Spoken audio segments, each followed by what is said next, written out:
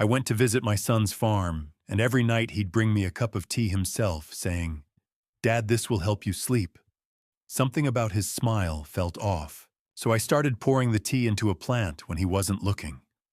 The next morning, the healthy plant had withered and died. That's when I knew I might be next. I pretended I needed a wrench to fix the railing to avoid the cameras and slipped into the garage at midnight. That's where I found a red box with my name on it. What was inside made me call the FBI, and it ended up costing him 14 years. I am genuinely grateful you are here. Before we go further, drop a comment and tell me what city, what country are you watching from. I read every single one. A note. This story contains fictional elements woven in for reflection and storytelling purposes. Any resemblance to names or places is coincidental, but the lesson inside it belongs to all of us. I left Portland on a Tuesday morning in the third week of October with a thermos of black coffee in the cup holder and 38 years of federal work sitting somewhere behind my eyes, and I drove east. I want to be clear about something before I tell you the rest of this. I am not a man who does things without a reason. I spent my career at the Federal Bureau of Investigation as a behavioral analyst, which is a formal way of saying I sat across from people in small rooms and watched them until I understood what they were not telling me. 38 years of that work leaves a mark on the way you move through the world.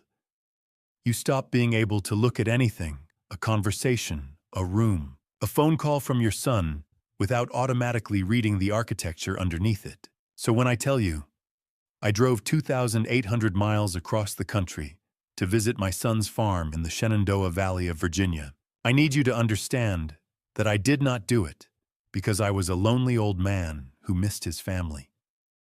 I did it because something in the architecture of Fletcher's phone call 3 weeks earlier had not been right. And in 38 years, that particular signal had never once been wrong.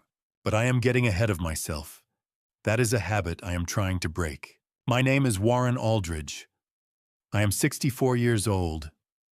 I live alone in a brick house on Thurman Street in northwest Portland, Oregon, where I have lived for the better part of 4 decades. The house has 3 bedrooms, a garden in the back that faces the mountains on a clear day, and a grandfather clock in the hallway that Eleanor wound every Sunday morning for 39 years without fail. Eleanor was my wife. She passed away 3 years ago this past March, pancreatic cancer, 11 weeks from diagnosis to the morning. I sat beside her bed in the hospice on Cornell Road and watched her go somewhere I could not follow. We had been married for 39 years. She was the kind of woman who kept a drawer full of birthday cards, already stamped, organized by month, because she said you should never be caught unprepared when someone needed to know they were remembered. After she died, the house on Thurman Street became a place I occupied rather than a place I lived in. I kept her routines because her routines were the shape of the house, the Sunday clock winding, the Tuesday grocery run, the coffee at 6 in the morning before the neighborhood woke up. I kept them not because they comforted me exactly, but because without them, there was nothing to mark the difference between one day and the next. I drove through the Columbia River Gorge as the sun came up on that Tuesday morning, the water flat and gray below me, and the basalt walls rising on either side. Then I-84 east toward Idaho. Then I-80 east across Wyoming, the high plains open and enormous in a way that does the opposite of what you might expect. Instead of making you feel small, they make you feel precise, specific, like you are the only thing in a very large frame. I stopped that first night at a motel outside of Laramie, Wyoming, one of those roadside places with a parking lot full of long-haul trucks and a coffee maker in the room that produced something that was technically coffee. I sat on the edge of the bed and looked at the wall for a while. Then I went to sleep. The second day took me through Nebraska and Iowa into Indiana by nightfall. I stopped again outside Indianapolis. The third morning, I cut south through West Virginia and into Virginia proper, and by early afternoon, I was in the Shenandoah Valley, the Blue Ridge on the eastern horizon, the Alleghenies to the west, and the valley floor between them golden with fall in a way that did not look entirely real. Fletcher had called 3 weeks before I left. He called on a Sunday evening, which he almost never did. Fletcher was a Monday morning caller, organized in the way of people who schedule their emotions. The call itself was pleasant. He asked about my health, my sleep, whether I was still doing my morning walks along the Willamette River. He said he missed me. He said the farm was beautiful in the fall, and that I had never seen it in October, and that he had the guest room ready, and it would mean everything if I came. His voice had a particular quality. That evening warm, careful, slightly soft around the edges. In 38 years of interrogation work, I had heard that exact quality hundreds of times. It is the voice people use when they want something, and have decided that warmth is the most efficient path to it. It is not a dishonest voice necessarily. It is a strategic one. Eleanor would have said I was overanalyzing my own son. She would have sat down beside me with 2 cups of chamomile tea. She always said chamomile was the only honest thing about a hard day, and she would have looked at me with the particular patience she reserved for moments when my professional instincts and my personal life got tangled up with each other. She would have said, "Warren, are you analyzing your son, or are you talking to him?" She was almost always right about that distinction. The almost is doing some work in that sentence. I said yes to Fletcher. I told him I would drive down in 3 weeks, that I preferred driving to flying, which was true. I have always thought better on the road, in the particular silence of a car moving through country that does not know or care who you are. I hung up and sat in the kitchen for a while with the lights off, listening to the grandfather clock in the hallway. The last miles into the Shenandoah were along a 2-lane road that wound through farmland and woodlot, past old stone fences and mailboxes with names I did not recognize. Fletcher's property was 12 miles west of Woodstock, 340 acres in a valley fold between 2 low ridges, with a farmhouse visible from the road and fields that ran all the way to the tree line. It looked from the road exactly like the kind of place a man builds when he wants people to believe a particular story about himself. I noted that. I noted it the way I had noted things for 38 years, not with alarm, just with attention. Fletcher was standing at the gate when I turned in, and beside him was his wife, Margot Belden, whom he had married 4 years earlier. She was 33 years old, dark-haired, with the kind of composed smile that takes practice to maintain. Fletcher opened his arms wide when I got out of the car. He hugged me the way you hug someone you have been waiting for. Then Margot stepped forward, and before I had finished shaking the road stiffness from my legs, she pressed a mug into both my hands.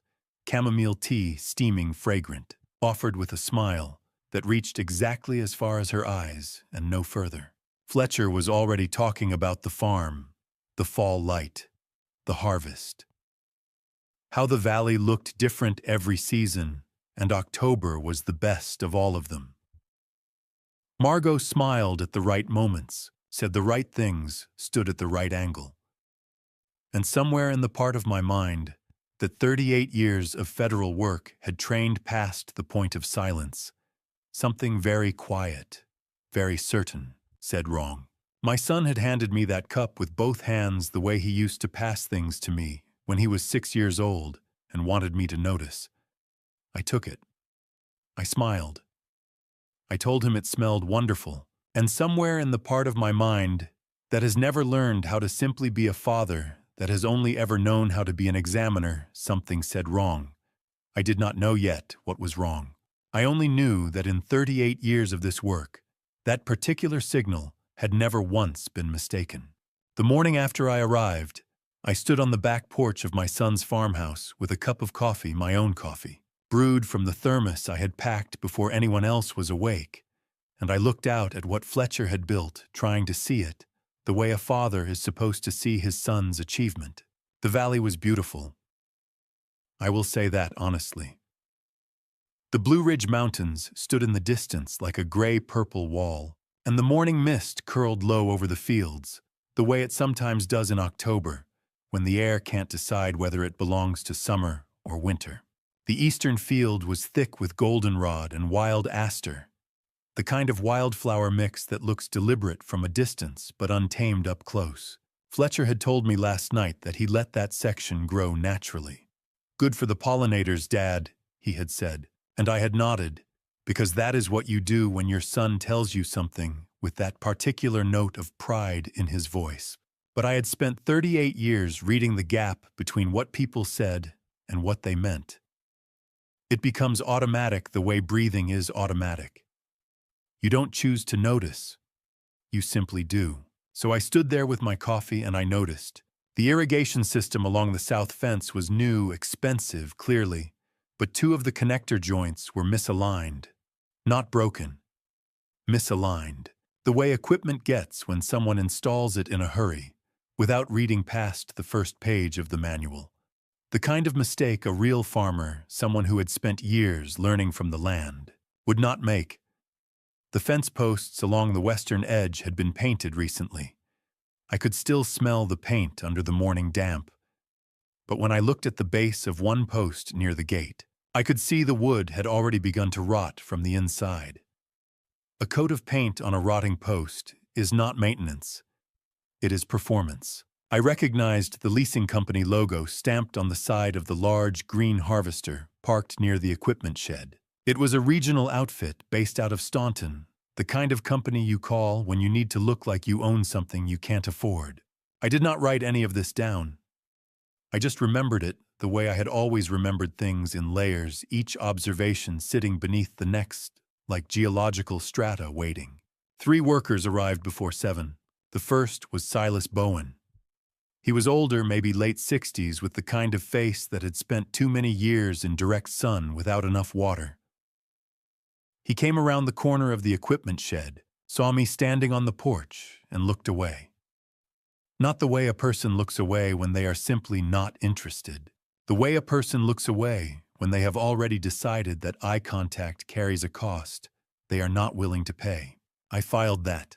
The second was Harlan Doss. Young mid-20s at most, with quick eyes and a habit of touching the front pocket of his jeans every few seconds. Not reaching into the pocket. Just touching it.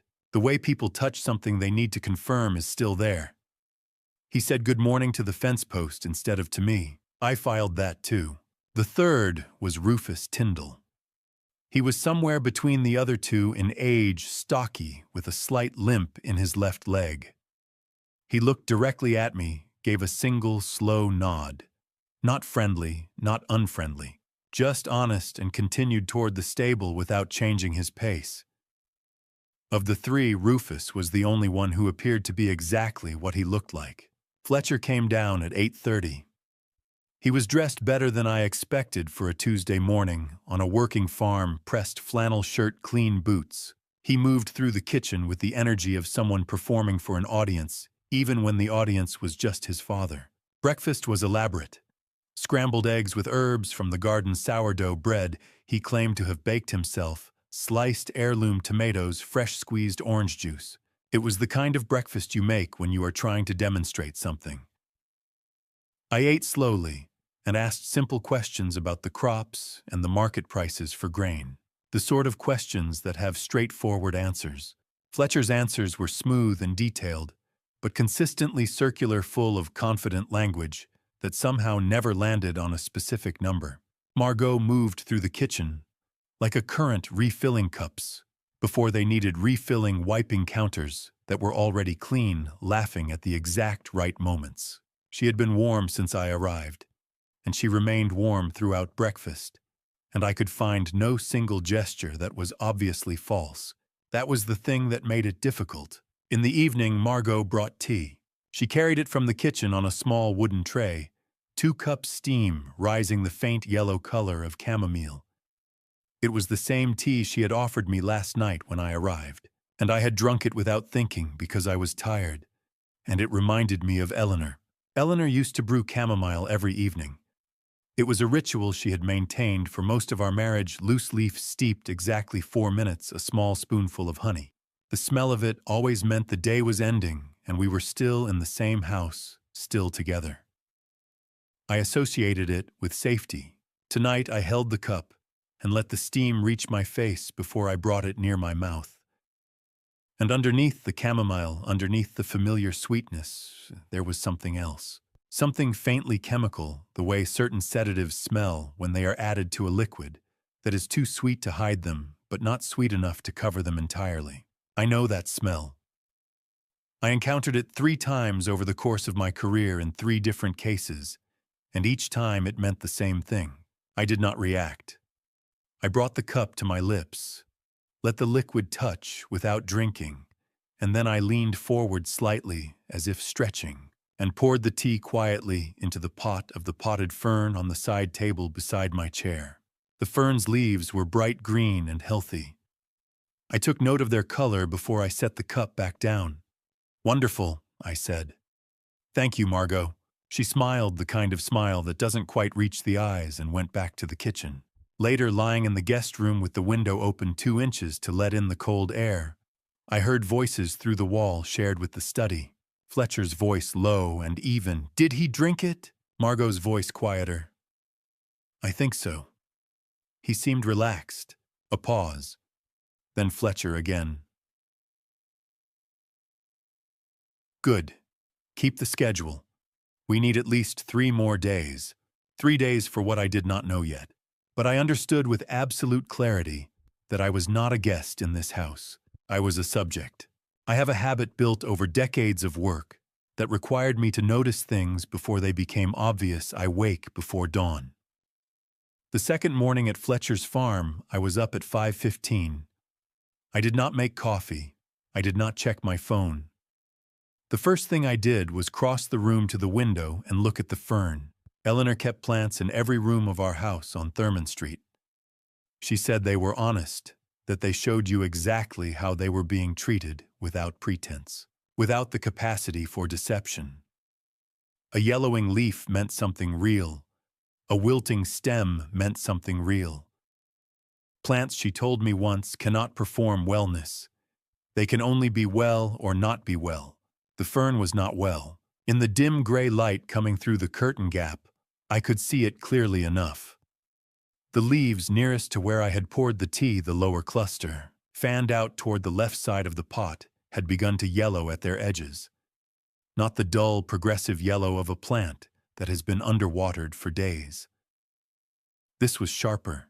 The discoloration followed the leaf margins precisely the way tissue damage follows chemical exposure rather than dehydration.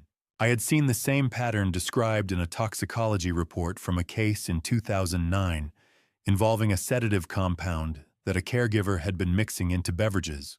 I took out my phone and photographed the leaves from 3 angles. Then I opened the small notebook I had carried from Portland, dark blue cover, spiral bound. The kind you can buy at any pharmacy for $2. Eleanor had never once asked what I wrote in it. She understood that some thinking requires a surface. I wrote the date, the time, and a single heading, Observations Day 2. Below it, in the shorthand I had used for 38 years, the yellowing pattern, the specific location, on the leaf margins, the estimated timeline of exposure, and a note that the tea had been presented at approximately 8:40 in the evening. Then I wrote a question, not a conclusion. Not yet just a question. What compound produces this margin pattern in 12 hours or less? I would not answer that question here. But I had enough to know that the tea was not simply chamomile. By 6 o'clock I was outside. The farm was quiet. In the way farms are quiet before the workers arrive, not silent but unhurried. The mist was still low along the eastern field, and the morning smelled of wet grass and something faintly mineral that I had noticed the day before and had not yet classified. I followed the path that ran along the south fence toward the stable area, moving at the pace of a man who is simply stretching his legs after a long drive. I found the first one near the old oak at the edge of the stable yard. It was a small metal housing roughly the size of a hardback book, mounted against the tree trunk approximately 4 feet off the ground. The mounting bracket had been sprayed with a brown-gray color that matched the oak bark closely, not perfectly, but closely enough that in dim light or casual observation, you would not distinguish it from a knot in the wood or an old rusted bracket from some previous structure. The mesh grill on the front face was the only detail that did not belong to a tree. I did not touch it. I noted the position in my notebook: South Oak Stable Yard, 4 feet elevation facing northwest, and kept walking. I found the second one along the fence line itself, mounted on a post near the water trough. The third was positioned higher near the roofline of the smaller outbuilding west of the main stable. They formed a rough triangle, each unit oriented to project sound toward the open ground between the stable and the farmhouse. 3 speakers, triangulated, designed not for volume, but for spatial distribution. The kind of arrangement you would use if you wanted a sound to seem as though it was coming from multiple directions simultaneously. The way a herd sounds different from a single animal. I stood in the center of the triangle and listened. There was nothing from the speakers at that hour.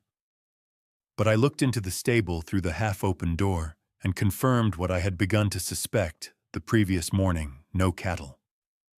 2 horse stalls, both empty. A corner pen that appeared to have been used for goats at some point. Old feed residue, dried droppings, but nothing living. I wrote: no livestock. Audio system.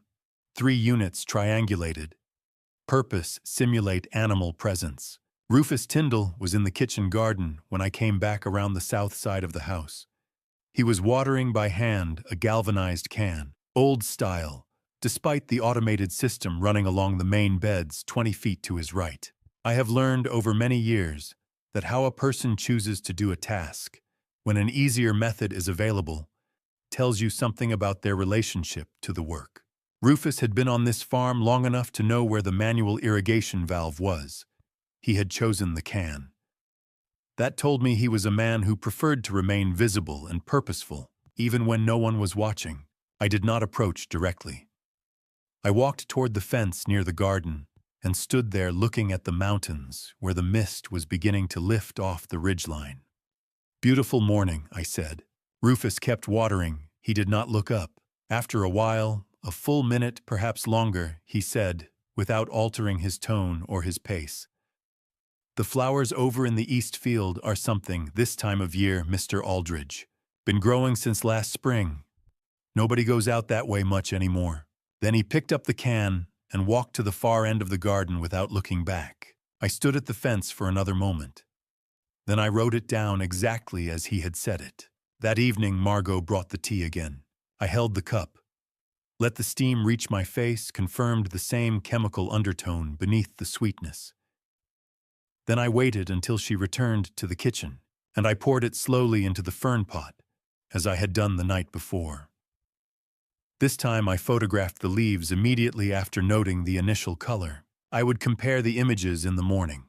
I was still awake at midnight when the sounds began, the low calls from the direction of the stable, the kind of sound you expect from cattle settling in for the night. I lay in the dark and counted. 4 minutes and 17 seconds. Then the same sequence again, 1 low resonance, 2 shorter pulses, then silence.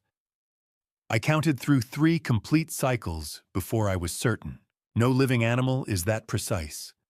No herd moves in synchronized rhythm to the second night after night with the identical tonal pattern. The sounds were generated, and the person who had programmed them had made the mistake that careful deceivers always make. They had thought about what the sound should sound like, but they had not thought about who might be listening. I closed my notebook and set it under the mattress. Tomorrow I would begin looking for what the east field was hiding. I told myself I was going to the garage to find a wrench. There was a loose bolt on the back porch railing. I had noticed it the previous evening when I leaned against it to watch the last light leave the valley, and it had shifted under my weight in a way that a properly secured bolt does not shift. That was true. I was genuinely bothered by it, in the way that small structural failures have always bothered me, the way a hairline crack in a load-bearing wall bothers an engineer even at a dinner party. But that was not the only reason I was awake at 2 in the morning dressing in the dark. I had been lying in the guest room for 3 hours, listening to the programmed cattle sounds cycle through their 4-minute, 17-second loop. And I had been thinking about something one of my old supervisors said to me early in my career at the Bureau. He said, "When you already know what you're looking for, you stop being an investigator. You become a searcher." and searchers find what they're looking for whether it's there or not. He meant it as a warning about confirmation bias. I understood that. I also understood that there is a difference between looking for something you have invented and looking for something you have been given every rational reason to expect. I had been given rational reasons. I pulled on my jacket, picked up the small flashlight I had brought from Portland, not because I expected to need it, but because I always pack a flashlight the way some people always pack aspirin, and I stepped into the hallway. The house was quiet. The thermostat clicked. Somewhere outside, the speakers completed their loop and began again. Fletcher had told me on my first evening, "Feel free to use anything in there, dad tools, whatever you need." He had said it with the easy generosity of a man who has already decided you will not look too closely at what you find. I stepped inside and pulled the door shut behind me. The space was lit by a single overhead fluorescent panel, the kind that hums at a frequency just below the threshold of conscious annoyance. The light it cast was yellowish and flat, the kind that makes everything look slightly older than it is. Cold air pressed in through the gap under the roll-up door outside the Shenandoah Valley was somewhere below 40 degrees, and the fog from the ridge had come down low enough that I could hear it more than see it, a dampness in every surface. The garage was organized in the manner of a space arranged for inspection rather than use. The shelving along the back wall was labeled with the precision of someone who had recently decided that precision mattered, not the organic labeling of a working farm, but the retroactive order of a place being prepared for an audience. I read the labels as I walked the length of the shelf. Tax returns, HOA documents, vehicle records, farm insurance, seed inventory, equipment warranties. I was almost to the end of the shelf when I stopped. The bin was pushed slightly behind the garden hose coiled on the shelf in front of it, not hidden exactly, but positioned in the way that things are positioned when someone wants them present, but not immediately visible. The label on the front was written in Fletcher's handwriting, which I recognized from 37 years of birthday cards and grocery lists left on the Thurman Street counter. Blue Ridge Behavioral Health Project, Aldridge W. I stood there for a moment. The freezer in the corner hummed. Outside, the speakers completed another cycle.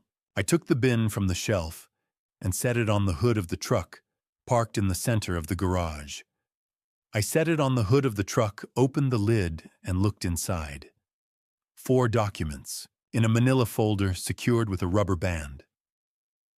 I removed the rubber band, opened the folder, and read. The first document was a psychiatric evaluation form, Virginia civil commitment paperwork, the kind used in involuntary proceedings under Title 37.2 of the Virginia Code. It bore the signature of a Dr. Aldous Crew and described its subject as presenting with progressive cognitive disorganization, perseverative ideation, and impaired capacity for autonomous decision-making. The language was clinical and precise, and described a man I had never met. The second document was a letter to the Circuit Court of Shenandoah County, requesting a competency hearing for one Warren Aldridge on the grounds that he was no longer capable of managing his personal or financial affairs. Fletcher's name appeared in the signature block as the petitioning party. The date at the top was 2 weeks from today. The third document was a typed list of behavioral observations, 17 entries each, describing an incident of confusion, disorientation, or impaired judgment attributed to Warren Aldridge and recorded by farm staff over the preceding 3 years. I read all 17. Not one of them described anything I had ever done. The fourth document was a schedule, day 1 through day 14 itemized. The T appeared on day 1. A follow-up medical appointment with Dr. Crew appeared on day 6. The competency filing was day 10. Transport to the Blue Ridge Behavioral Health Center was day 14. I read all 4 documents. Then I read them again. My hands were completely steady. I replaced each document in the order I had found it, secured the rubber band, closed the manila folder, placed it back in the bin. replaced the bin on the shelf behind the garden hose, at the same angle I had found it.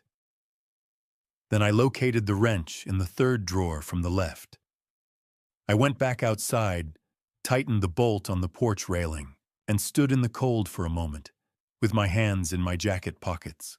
The wildflower field caught the moonlight the way fields do in October, when the fog has lifted just enough to let the light through silver, and still the goldenrod pale at this hour, the far tree line invisible against the dark sky.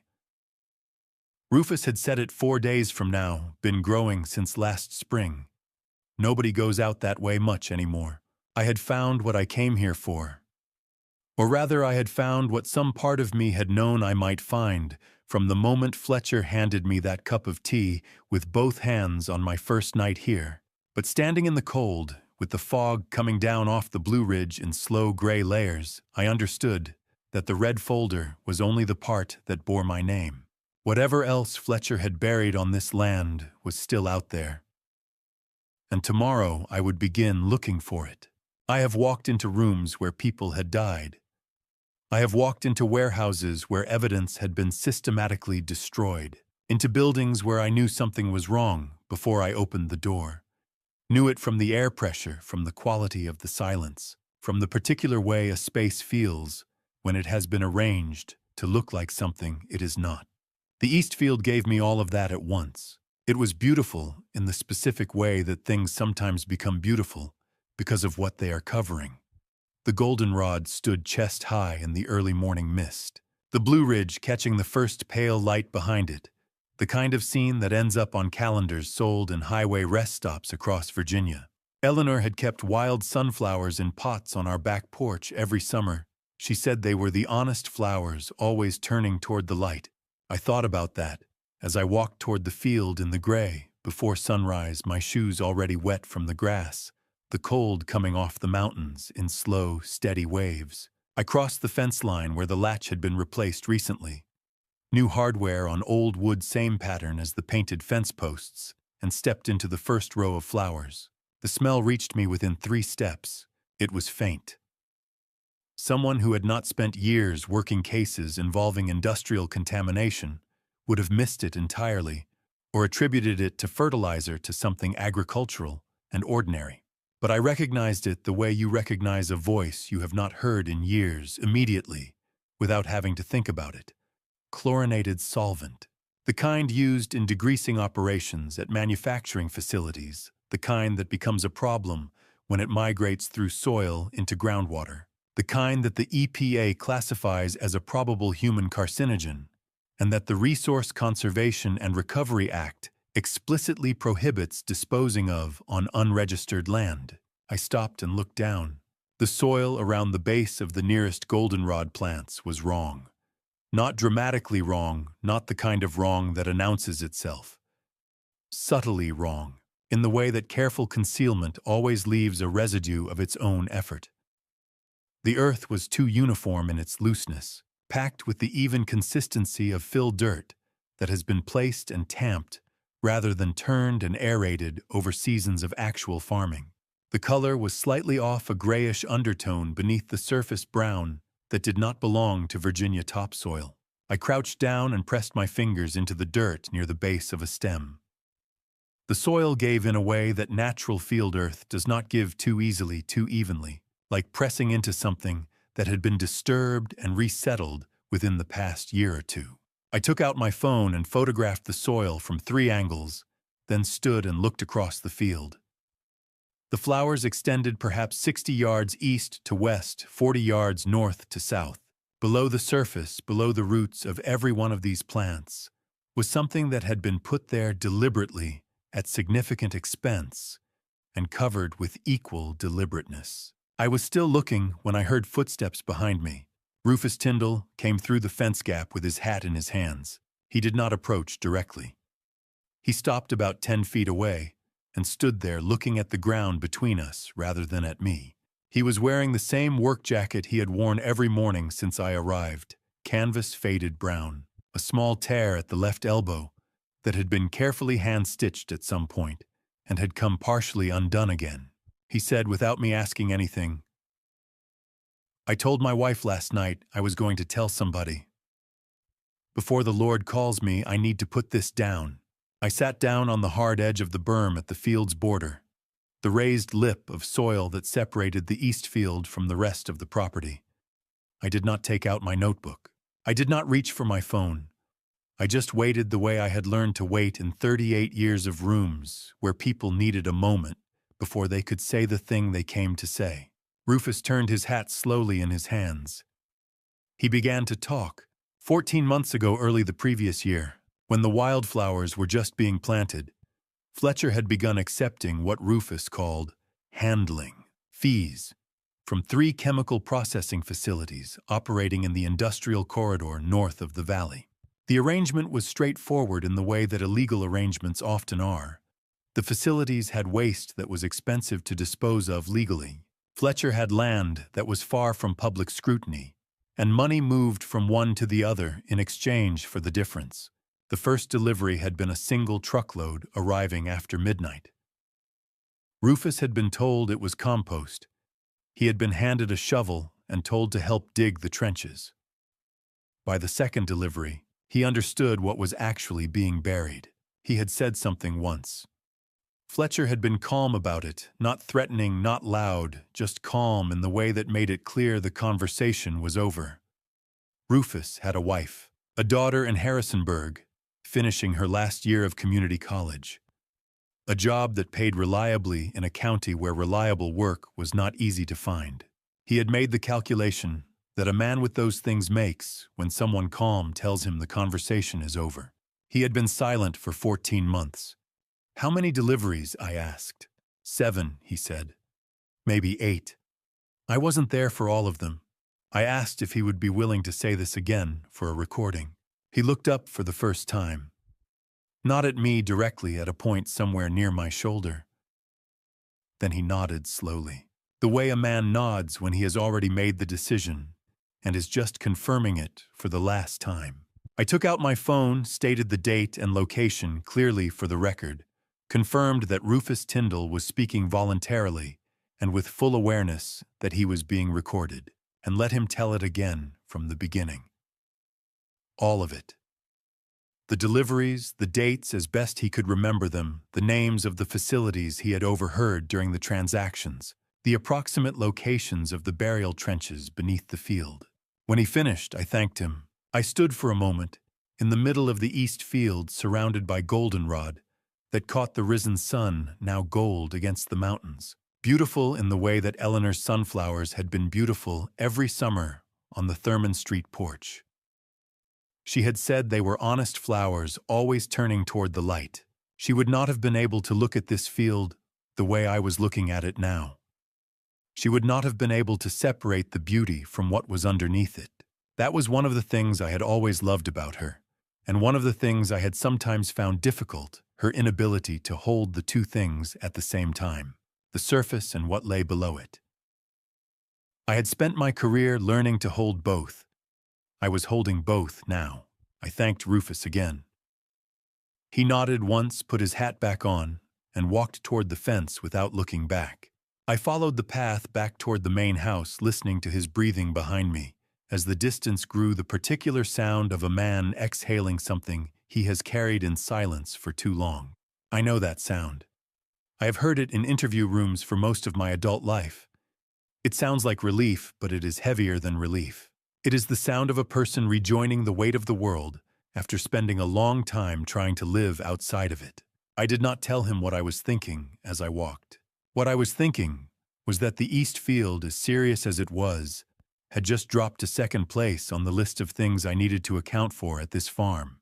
Because when I got back to the guest room, I was going to open the closet and look at the suitcase in the back corner, the one with Eleanor's handwriting on the luggage tag.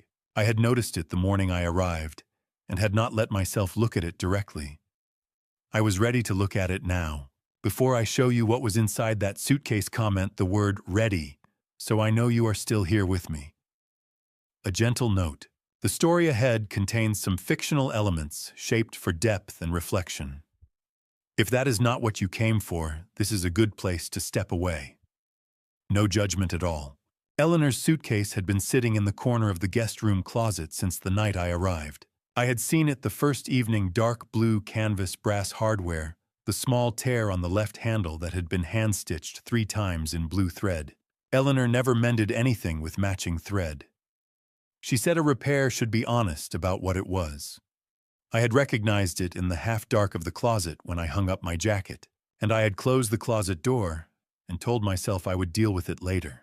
I had been telling myself that about things connected to Eleanor for 3 years. The afternoon after the East Field, after Rufus's voice, and the smell of the chlorinated soil and the drive back up the path toward the farmhouse with the weight of everything I now knew settling into the particular posture my body adopts when it is carrying information it has not yet processed.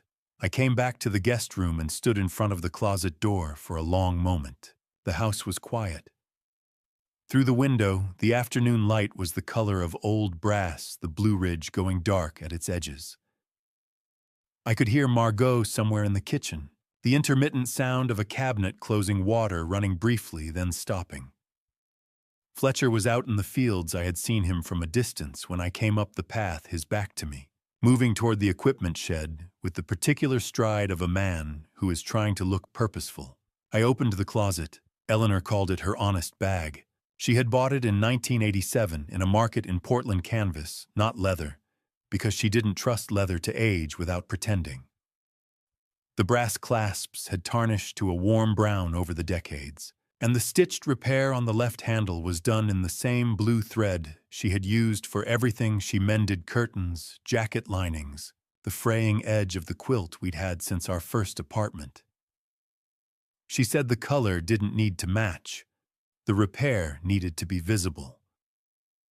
A scar should be allowed to look like a scar, she told me once, and I had written that down somewhere because Eleanor said things occasionally that belonged in writing.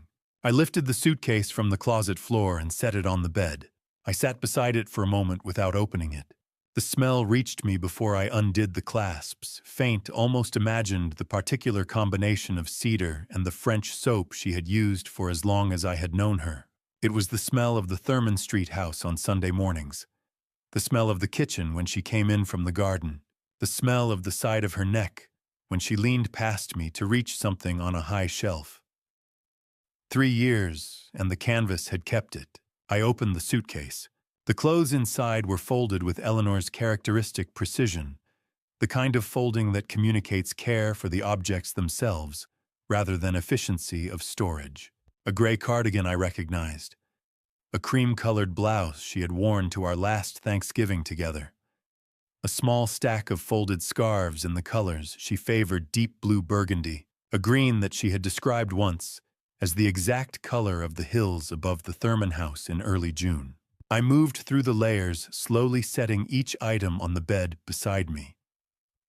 At the bottom, beneath the last layer of clothing, I found the flat pocket that the suitcase's interior lining concealed. It was there because Eleanor had shown it to me the day she bought the bag. She had pressed the interior lining inward at the center seam and revealed the narrow compartment behind it. For important things, she had said, the kind you don't want to explain to airport security. We had laughed about that in 1987. I pressed the seam inward now and felt the compartment give. Inside, a white envelope. Eleanor's handwriting on the front, in the slightly uneven script of her last year, the letters not quite as steady as they had once been, but unmistakably hers. For Warren, when you're ready. Taped to the back of the envelope, a USB drive, small and silver, the kind sold in any office supply store. I sat down on the floor, my back against the side of the bed, and I opened the envelope. Eleanor had written 4 pages in the blue ink she used for everything that mattered. She wrote the way she spoke, directly, without preamble, without apology. She had discovered, approximately 6 months before she died, that the farm was in serious financial trouble. Fletcher had told her almost none of it. But she had found the bank statements. She had always managed the household accounts in Portland, and she had not stopped paying attention simply because Fletcher was 3,000 miles away. She had seen the withdrawals. 3 transfers from their shared savings account over 14 months, totaling $83,000. She had confronted Fletcher about the first 2. He had explanations. She had not entirely believed the explanations, but she had wanted to. By the time she found the 3rd, she was already sick. The diagnosis had come 4 months before. Pancreatic cancer, stage 3, with a treatment path that her oncologist described as aggressive but viable, a specific protocol that required a specialist in Portland and a course of medication that cost per month. What Eleanor described in her letter as more than I was willing to ask for. She wrote that the appointments had been rescheduled, twice then 3 times, that the specialist she had been referred to was never confirmed, that the prescriptions were delayed in ways that never had a single clear explanation, but always had a reason that sounded reasonable when stated individually. She wrote, I do not know if Fletcher made choices or failed to make them. I do not know if I am being fair to him or finally being honest. What I know is that the money was there, and then it was not. And I am not going to recover in the way that I might have recovered, and I need you to know what I know. The last line, don't trust what Fletcher built with our money, and don't trust the woman he brought home. I love you, Warren. I'm sorry I didn't say this sooner. I held the letter for a while. Then I reached for my laptop on the nightstand above me, and I inserted the USB drive. 1 audio file, 38 seconds. Eleanor's voice, first thin, tired, the voice of the last months. Not the voice I heard when I remembered her. Fletcher, the specialist, said if I start the treatment this week. Fletcher's voice, cutting across hers cleanly. Mom, that treatment costs $420,000. The farm has a debt payment due in 11 days. We've talked about this. A pause. Eleanor's breathing audible. Then her voice very small, the way a person's voice gets when they have reached the end of an argument. They no longer have the energy to continue. All right. 38 seconds. Then silence. I sat on the floor of that guest room as the light outside the window moved from gold to gray to nothing. I did not cry. I have not cried since the morning in the hospice when Eleanor's breathing changed and then stopped, and I do not believe I will cry again in whatever time remains to me. What I felt sitting there in the dark was something older and heavier than grief, the specific weight that belongs to a man who spent his entire career learning to see the truth in other people's lives and has just been shown in 38 seconds of audio that he missed it completely in his own. She had known. She had tried to protect me even while she was the one who needed protection. And Fletcher had let her go because the farm had a debt payment due in 11 days. I sat with that for a long time. The laptop screen dimmed to standby, taking its light with it. The house was still. Somewhere outside, the speaker system cycled through its programmed loop, the low cattle call, the 2 shorter pulses, the silence. 4 minutes and 17 seconds. I heard it twice before I moved. Then I stood up. I washed my face in the guest bathroom sink and looked at the man in the mirror for a long time. He looked tired. He looked older than 64. He also looked like a man who had just been handed in the most painful way possible the last piece of information he needed. I dried my hands on the towel hanging beside the sink and said out loud to no one, "You have work to do." The Bureau trained us never to let a subject see the wound. The moment they see it, the dynamic shifts, and you lose the room. I had been in this room, this farm, this family for 3 days now. I had not lost it yet. I started with the bathroom. 38 years of interviews, interrogations, and site assessments build a particular reflex. You walk into a space and you read it the same way you read a face systematically. From the outside in, from the obvious to the concealed. The bathroom was small. White tile, a narrow window above the tub, a medicine cabinet with a mirror front, a single ventilation grill set into the wall above the towel rack about 18 inches from the ceiling. I looked at the grill. The louvers were clean, completely clean. No dust accumulated along the edges, no grime in the joints, no lint from the towels that had been used in the weeks since I arrived. The grills in the rest of the house had the normal, faint accumulation of a lived-in space. This one had been wiped recently. In a farmhouse in a valley at the base of the Blue Ridge Mountains in October, a ventilation grill does not stay that clean unless someone has a reason to keep it clean. I took out my phone, turned on the flashlight, and held it at an angle to the grill. The lens was approximately the diameter of a pencil eraser, a pinhole camera with an infrared emitter no larger than a match head seated in the housing behind the third louver from the left. The kind of unit you can order from any number of online suppliers for under $60. Consumer grade, but adequate. I turned the flashlight off and put my phone in my pocket. Then I went back into the guest room and started from the top. The sweep took 11 minutes. I moved methodically, ceiling to walls to furniture using the flashlight at the angles that catch lens reflection, a technique simple enough that it requires no equipment beyond a light source and the knowledge that glass reflects differently from painted surfaces. 4 cameras total. The first was the bathroom unit I had already found. The second was in the ventilation grill above the headboard positioned to cover the bed and the desk against the east wall. The third was in the upper corner of the door frame leading to the hallway, angled to capture anyone entering or leaving. The fourth was the one that took me a moment to locate. Behind the mirror above the dresser, a slight gap between the mirror's backing and the wall just wide enough for a lens the size of the tip of a ballpoint pen. 4 cameras. Bedroom, bathroom, doorway, dresser, mirror. A complete coverage pattern every angle of the room's primary zones with overlap at the bed. I sat down on the edge of the mattress and looked up at the position of the camera above the headboard. The calculation was straightforward. If I removed them, Fletcher would know within hours, either from a monitoring alert or from checking the feed during his next review. He would understand that I had swept the room that I had found them, that whatever timeline he had been operating on was compromised. The red folder's schedule would accelerate or dissolve. The advantage would shift to him because he controlled the property, and I had no legal standing to act alone. If I left them in place and performed for them, if I gave Fletcher exactly what he was waiting to see, I controlled what he believed.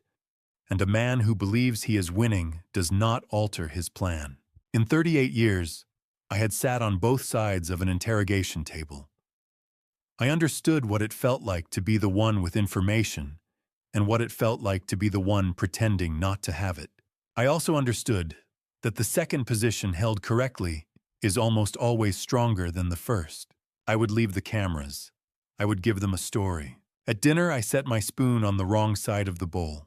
It was a small thing, the kind of minor displacement that passes unnoticed in ordinary life, but accumulates significance when someone is watching for the early signs of cognitive decline. I let my gaze drift to the window twice during the meal, unfocused the way attention drifts when the mind has started to loosen its grip on the present moment. When Margot refilled my water glass and leaned across the table, I looked up at her and said with a slight pause before correcting myself, "Thank you." "I'm sorry, I thank you, Margot." The pause was calibrated. The correction was immediate enough to be plausible, slow enough to register.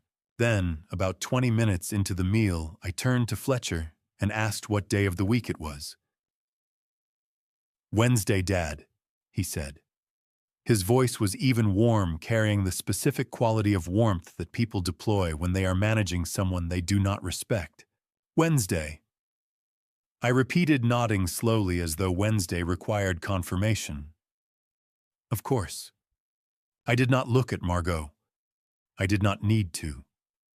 I felt the exchange between them, the glance, the almost imperceptible adjustment of posture, the way you feel a change in air pressure before you identify its source. In 38 years of reading behavioral response, that kind of exchange is as legible as a sentence. They believed it. After dinner, I sat in the living room with a book open in my lap, the same page for 45 minutes, which I calculated was within the range of what the camera above the doorframe would record, as either reading slowly or losing track of the text. Either interpretation served the performance. At 9:30, I went to bed. I lay in the dark, with the deliberate, slightly restless quality of a man whose sleep is becoming shallow and irregular. And I looked up at the ceiling where I knew the camera was positioned, and I did not smile because smiling would have been visible. What I thought in the dark was not visible to anyone. I thought about what I had in 3 days: a sedative compound in the tea, a speaker system generating fabricated livestock sounds, 4 cameras positioned to document my decline, a red folder containing a complete legal strategy with my name on it, a field of industrial waste buried under wildflowers, and 38 seconds of audio explaining why my son needed $420,000 badly enough to let his mother die for it. 6 things. Each one alone was a piece of evidence. Together, they were the architecture of a plan that had been in construction for longer than I had been at this farm, possibly longer than I had been invited to it. The difference between suspicion and evidence is the difference between a feeling and a case. I had been building a case without knowing I was building one, and now I was building it with intention. Tomorrow I would need help. There was a man on this property who was not what he appeared to be. I had noticed him on my second day, the way he worked, the way he positioned himself, the specific quality of his stillness that did not belong to farm labor. I had filed it and waited. Tomorrow I would stop waiting. The next morning I wandered out toward the stable with an expression I hoped read as the aimlessness of a man with too much time and too little direction. It was the most calculated walk I had taken in 3 years. The performance required a specific quality of movement, not slow, not distracted, but the kind of unhurried drift that characterizes a person who has stopped organizing his mornings around intention. I had spent the previous night refining it. I let my hands stay loose at my sides. I paused once to look at a fence post for no apparent reason, the way a man might pause when a thought arrives and then dissolves before it becomes anything. Then I continued toward the stable. The morning was clear, the overnight frost still visible on the grass in the shadow of the equipment shed, the Blue Ridge catching the early sun at the kind of angle that turns the ridgeline briefly gold before the light flattens out. The speakers in the oak trees had cycled through their sequence. Sometime before dawn, I had heard it half asleep, the 4-minute loop counting itself out in the dark. By the time I crossed the stable yard, the farm had reached the particular quiet of mid-morning, when the workers have settled into their tasks, and the performance of activity becomes its own kind of silence.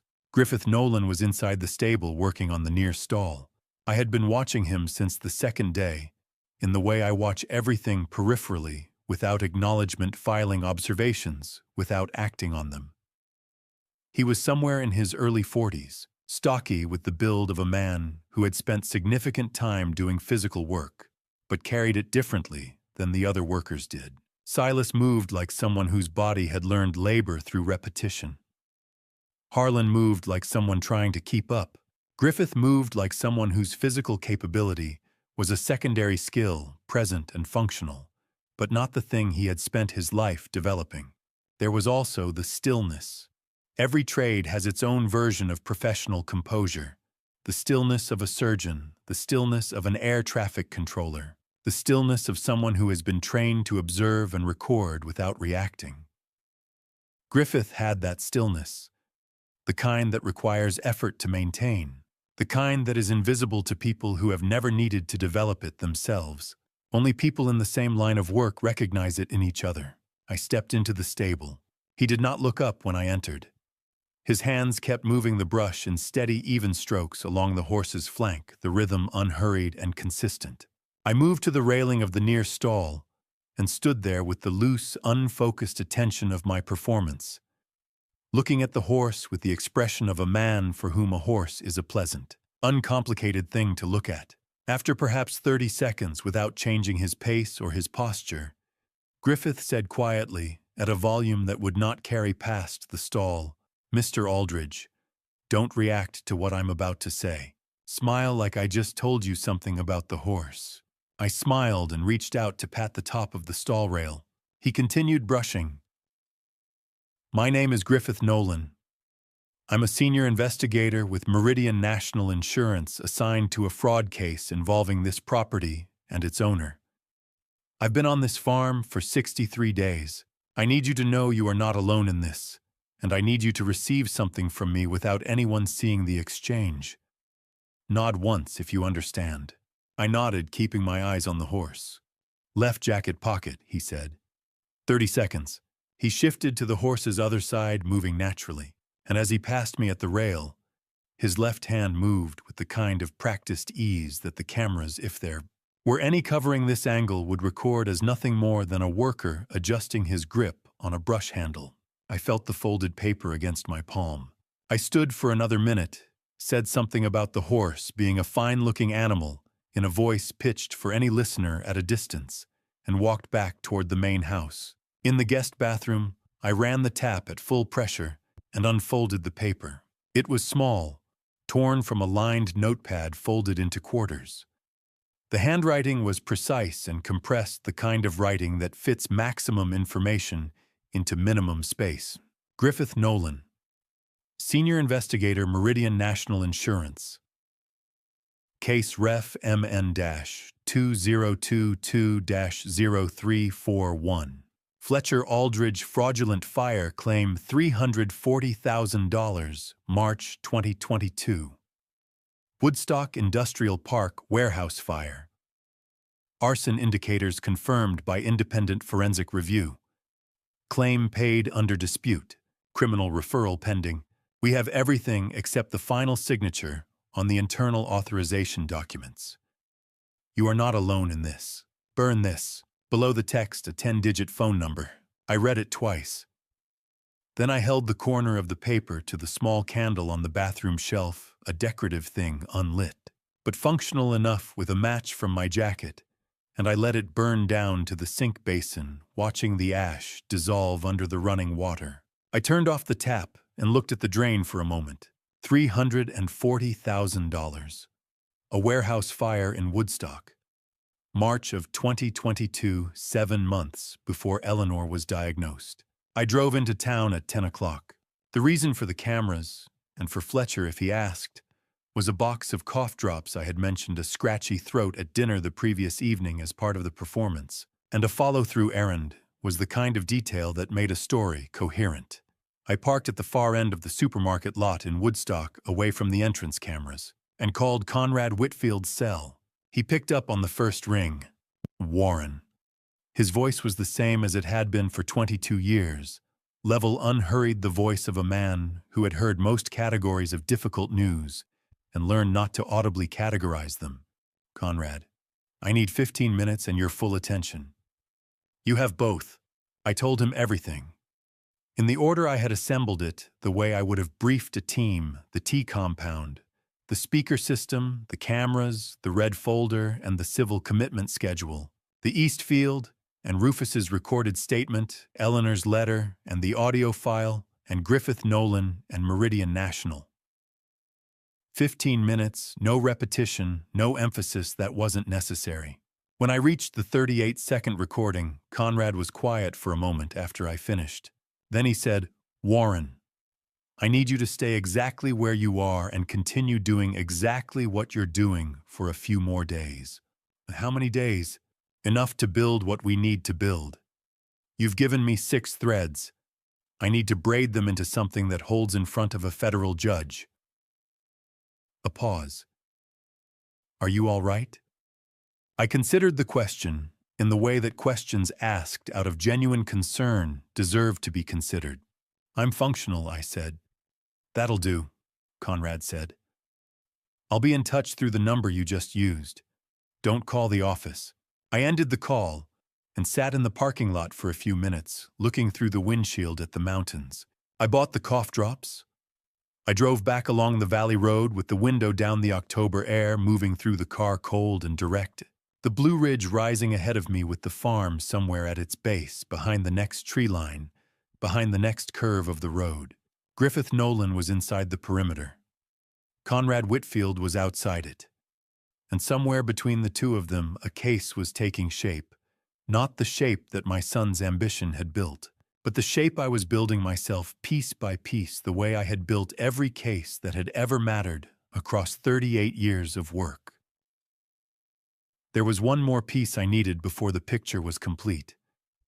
I did not know that night that it was already moving toward me, that all I had to do was stay awake long enough to see it arrive. It was Eleanor who taught me to pay attention to what people do when they think they are alone. She said it was the only time you saw someone clearly, not the version they had practiced, not the version they maintained for the room, but the actual person underneath. I had applied that principle professionally for 38 years. I thought about it at 11:30 on the fourth night at the farm, when I looked out the guest room window and saw Margot Belden walking toward the stable in the dark. She moved with a purpose that had nothing casual about it. Not the walk of someone who had forgotten to check on something before bed. Not the walk of someone who couldn't sleep. The walk of someone who had been waiting for a specific hour to arrive.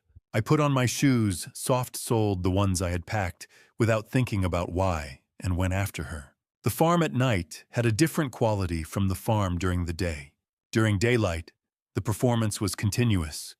The sounds from the speakers, the workers moving through their roles, Fletcher narrating the life he wanted me to see. At night, the performance contracted to its essentials, the speaker loop counting out its 4:17 rhythm in the dark.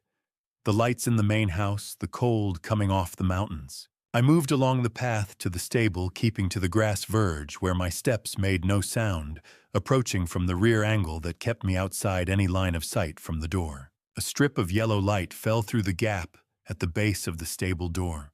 I positioned myself at the side wall where the old board and batten siding had a gap at a knot in the wood, and I listened.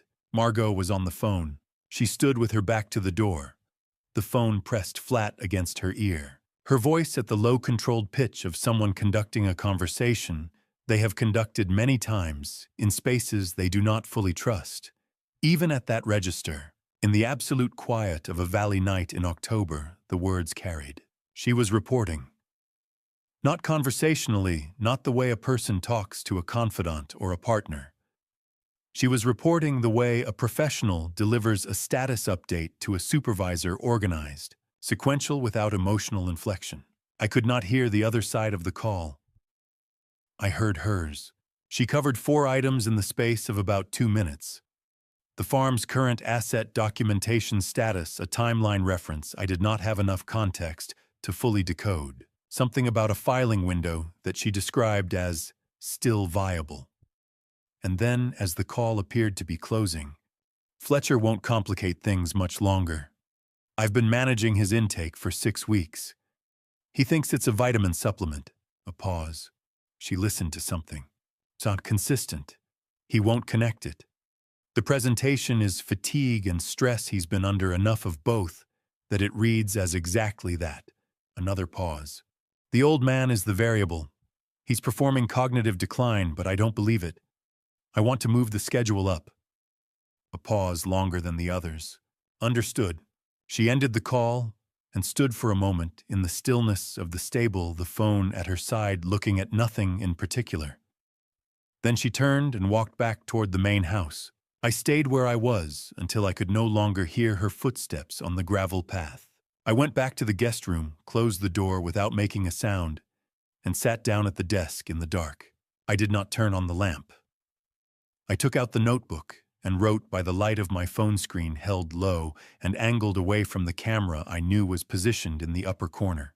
I used the shorthand I had developed over decades, not a formal system, nothing that would be legible to another reader, just the compression of long practice. I wrote what I had heard in the exact sequence I had heard it, flagging the points of uncertainty and the points that were unambiguous. The points that were unambiguous. Margot Belden was reporting to someone. The content of her report was operational. She was providing status updates on a plan she was executing, not participating in. She had been administering something to Fletcher for 6 weeks, something he was ingesting daily under the belief that it was supplemental nutrition. She had assessed his resulting condition and was satisfied with its progression. She had identified me as a problem and wanted to accelerate whatever timeline she was operating against. She was not Fletcher's partner in this, not in the way Fletcher believed. She had her own objectives running beneath his, the farm's asset documentation, the transfer schedule, the financial instruments Fletcher had been building in both their names. Fletcher thought he was using her. The call I had just heard suggested the arrangement ran in the opposite direction. She had positioned herself to walk away with whatever the farm was worth after the legal structure collapsed, and she had been managing Fletcher's deterioration to keep him compliant long enough for that to happen. Fletcher was as much a tool in her plan as I was a target in his. I sat with that for a while. In the morning, I watched Fletcher eat breakfast. He was moving more slowly than he had on my first day, not dramatically. Not in a way that would have been obvious to anyone who hadn't been watching with specific attention across 6 days. But the tremor in his right hand when he lifted his coffee cup was new or newly visible. The slight heaviness around his eyes was the kind of heaviness that comes from compromised sleep over an extended period, not ordinary tiredness, but the specific dulling that results when the body is managing something it was not designed to manage. His responses in conversation were fractionally slower than they had been. He compensated well. He had always been good at compensating. I looked at my son across the breakfast table, and for the first time since I had opened the red folder in the garage at 2 a.m, I did not look at him as the architect of the plan in that folder. I looked at him as a 37-year-old man who had made a series of choices that had compounded into catastrophe, and who was now being slowly poisoned by the woman he had brought into his house, and who had no idea. That did not change what he had done. It did not reverse the 38-second recording, or the red folder, or the Eastfield, or the $83,000 that had come out of the account Eleanor and I had built together over a lifetime. None of those things became smaller, because Fletcher was also a victim. But they existed now alongside something else.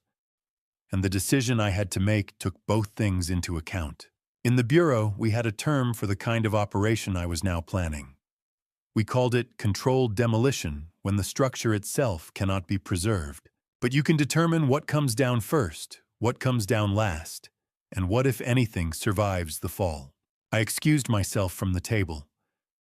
Fletcher said something about the weather, that the afternoon looked like it would clear. I said that was good. Then I drove into Woodstock. The stated reason was cough drops. The actual reason was 45 minutes in a parking lot with a phone and a clear signal. Conrad Whitfield picked up on the first ring. Conrad Whitfield had been my attorney for 22 years. Before that, he had been Eleanor's family attorney. That was how we met at a dinner table in 1989, over a 3-hour argument about inheritance law that ended in a friendship that had outlasted most of the other constants in my life. He was 63 now, practiced in Richmond, and he had the particular quality of intelligence that does not announce itself. He asked better questions than most people I had encountered in federal work, and he had the rarer skill of knowing when not to ask any at all. He answered on the first ring, Warren. His voice was the same as always unhurried level, the voice of a man who has learned that the first few seconds of a difficult conversation are better spent listening than speaking. Conrad, I need you to clear the next 20 minutes. A brief pause, the sound of a door closing somewhere on his end. Done. Go ahead. I spoke for 20 minutes without interruption. I had organized it on the drive in, not as a narrative, not in the order that events had revealed themselves to me, but in the order of legal weight. Heaviest first. The civil commitment filing in the red folder with Dr. Aldous Cruz's signature on a fraudulent psychiatric evaluation. The schedule day 1 through 14, T to institutionalization. Eleanor's letter detailing the withdrawn funds and the deliberately rescheduled medical appointments. The 38-second audio file. Then, the supporting structure, the sedative compound in the chamomile tea, confirmed by the fern's margin discoloration. The speaker system simulating livestock across a triangulated array. 4 cameras covering the guest room and bathroom, the bathroom unit, being a violation of Virginia Code Section 18.2-386.1. Rufus Tyndall's recorded statement regarding the illegal waste burial in the Eastfield 7 to 8 deliveries over 14 months. So I had committed Griffith's note to memory before burning it, a reflex built across 38 years that had never required explanation until now. Griffith Nolan's documentation. Meridian National Case Reference. MN-2022-0341. The fraudulent fire claim from March 2022, $340,000. Arson indicators confirmed by independent forensic review.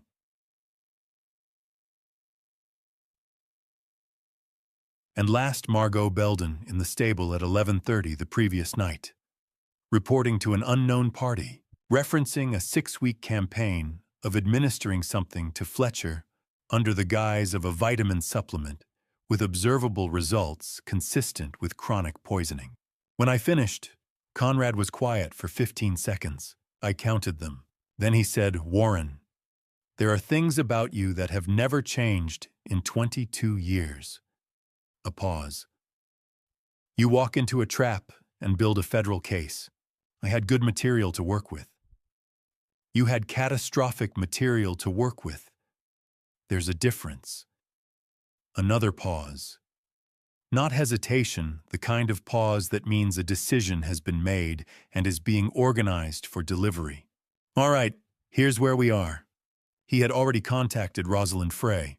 He said it without preface, and I understood from the way he said it that he had been moving on this since our last call, that 22. Years of knowing me had prepared him for the possibility that when I called from a farm in Shenandoah Valley, it would not be about a loose fence or a family visit gone awkward.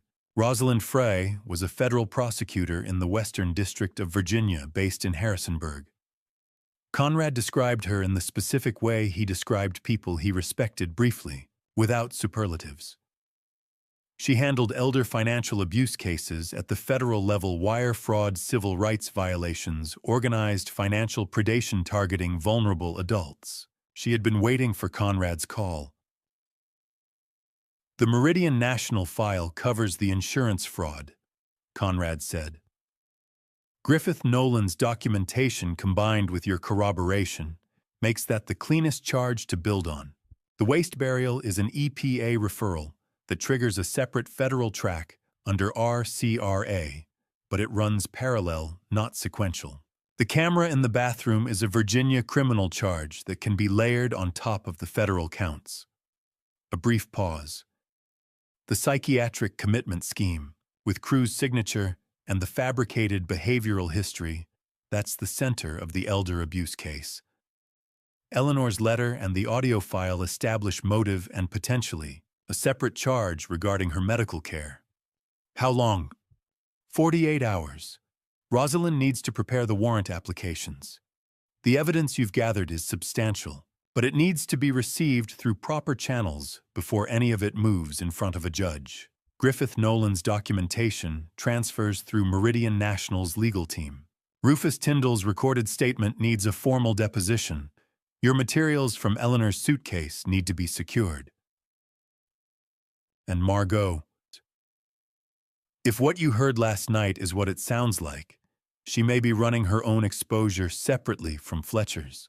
That opens a cooperation angle. She may become useful to Rosalind before this is over." He paused. "That's Rosalind's call, not ours." "I want Fletcher protected from Margot," I said. There was a brief silence. "You want to protect the man who scheduled your institutionalization for 2 weeks from now.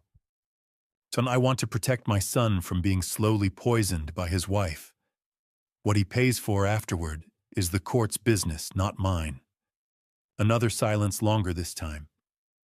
When Conrad spoke again, the slight dryness in his voice had shifted to something quieter. "All right," he said. "Rosalind can include a medical welfare request in the warrant package. If the substance Margot has been administering is identifiable, it gets treated as a separate criminal charge against her and triggers immediate medical evaluation for Fletcher upon arrest. That's what I need." Warren, a pause. "How are you holding up?" I looked through the windshield at the Blue Ridge, the mountains going blue-green in the morning light, the sky above them, the particular pale color of a clear October morning in the Shenandoah. 48 hours, I said. 48 hours. Conrad agreed. Stay in position. Keep the performance going. Don't give them any reason to accelerate their timeline. Understood. I'll be in touch through this number, not the office. He ended the call, and I sat in the parking lot for a moment before going inside. I bought the cough drops. I walked back out into the morning, the October air clean and direct after the sealed warmth of the supermarket. And I stood beside my car for a moment, looking at the mountains. 48 hours of tea poured into a dying plant. 48 hours of setting the wrong utensil on the wrong side and looking out windows at nothing.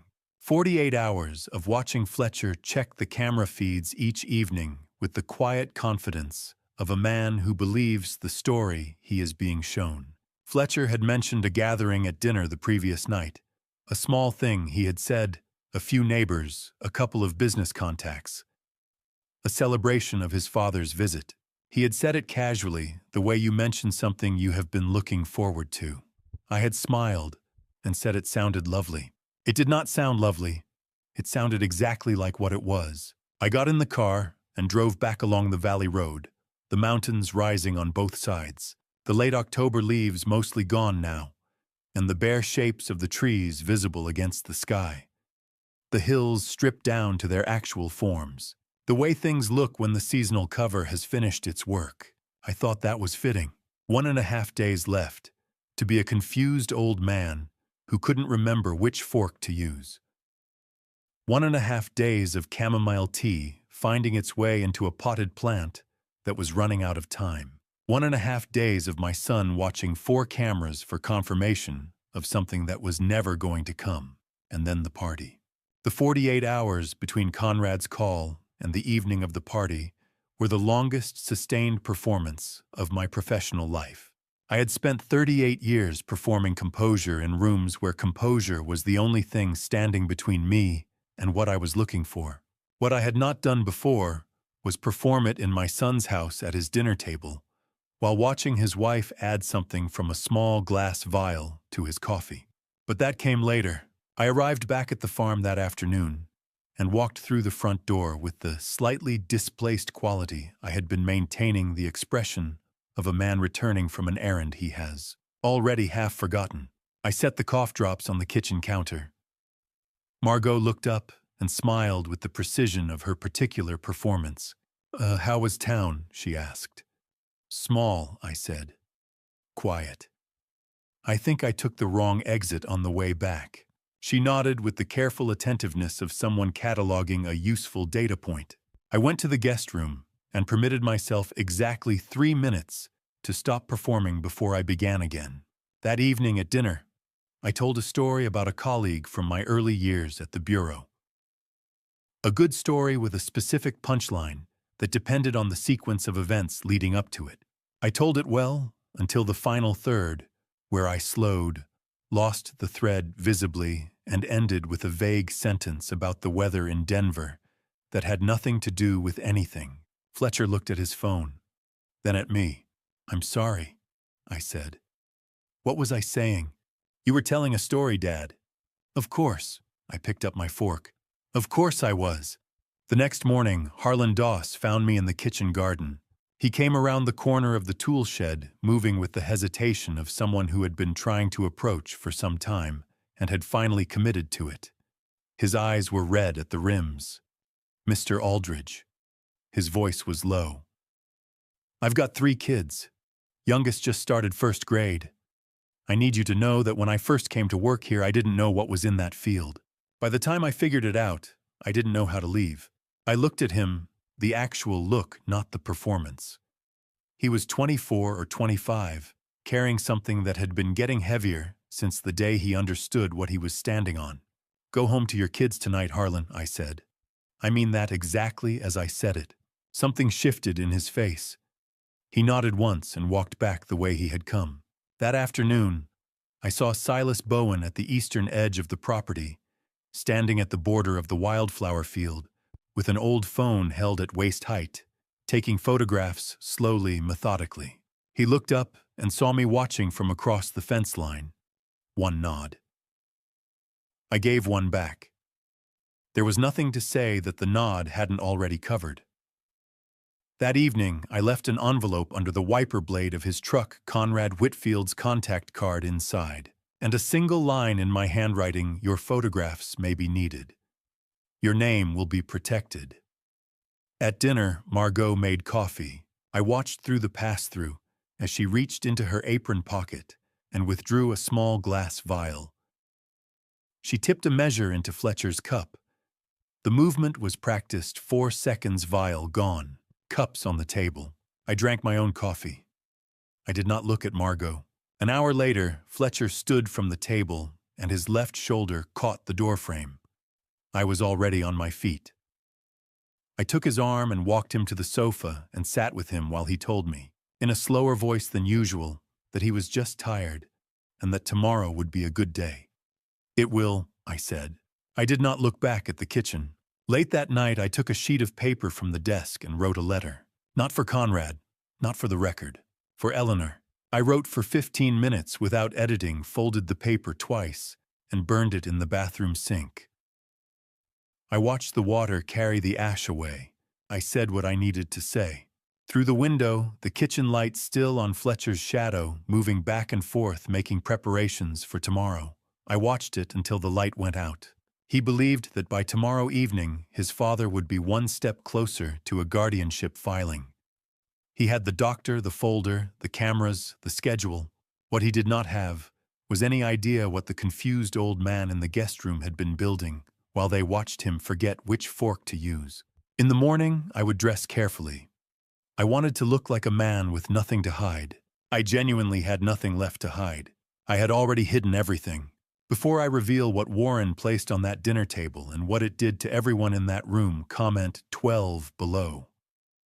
That number tells me you made it this far, and that matters to me. One thing worth knowing: parts of what follows are fictional, added to help the story carry its full weight.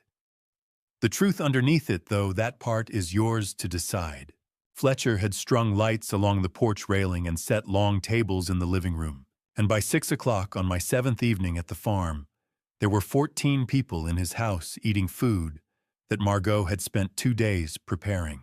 It looked exactly like a birthday party. Eleanor would have loved it, and she would have hated every reason it was happening. On the morning of the party, while Fletcher was in the south field and Margot was in the kitchen preparing food for the evening, I went back to the garage. I removed the folder from the red bin and replaced it with a duplicate, blank pages, same weight, same rubber band, same angle on the shelf. The original had been in my jacket since 9 o'clock that morning. I came downstairs at 5 minutes past 6, dressed in the gray slacks and the blue shirt I had pressed that morning. The clothes of a man attending a pleasant gathering, nothing more. I had spent the previous 6 days looking like someone whose edges were softening. Tonight I looked like what I was. No one noticed the difference yet. The guests were what you would expect from a gathering assembled to serve a purpose beyond the stated one. A neighbor from the property 2 miles up the valley, a retired couple genuinely friendly, who had brought a bottle of Virginia Cabernet and had no idea what they had walked into. 2 men Fletcher introduced as business associates, both of whom shook my hand with the professional warmth of people who had been briefed on what to expect from me. A woman from the county agricultural office who seemed legitimately present, for reasons unrelated to anything happening in this room. And Aldous Crew. He arrived 20 minutes after the other guests, which was itself information late enough to have missed the introductory pleasantries early enough to be there for the purpose he had come for. He was in his mid-50s, gray suit, black leather bag, that he set beside the coat rack with the care of someone who considered its contents important. His eyes were the eyes of a man who had learned to look at people the way an assessor looks at property, quickly, categorically, arriving at a number before the conversation had fully begun. He found me within 2 minutes of entering the room. Mr. Aldridge. His handshake lasted a beat longer than a social handshake lasts a beat.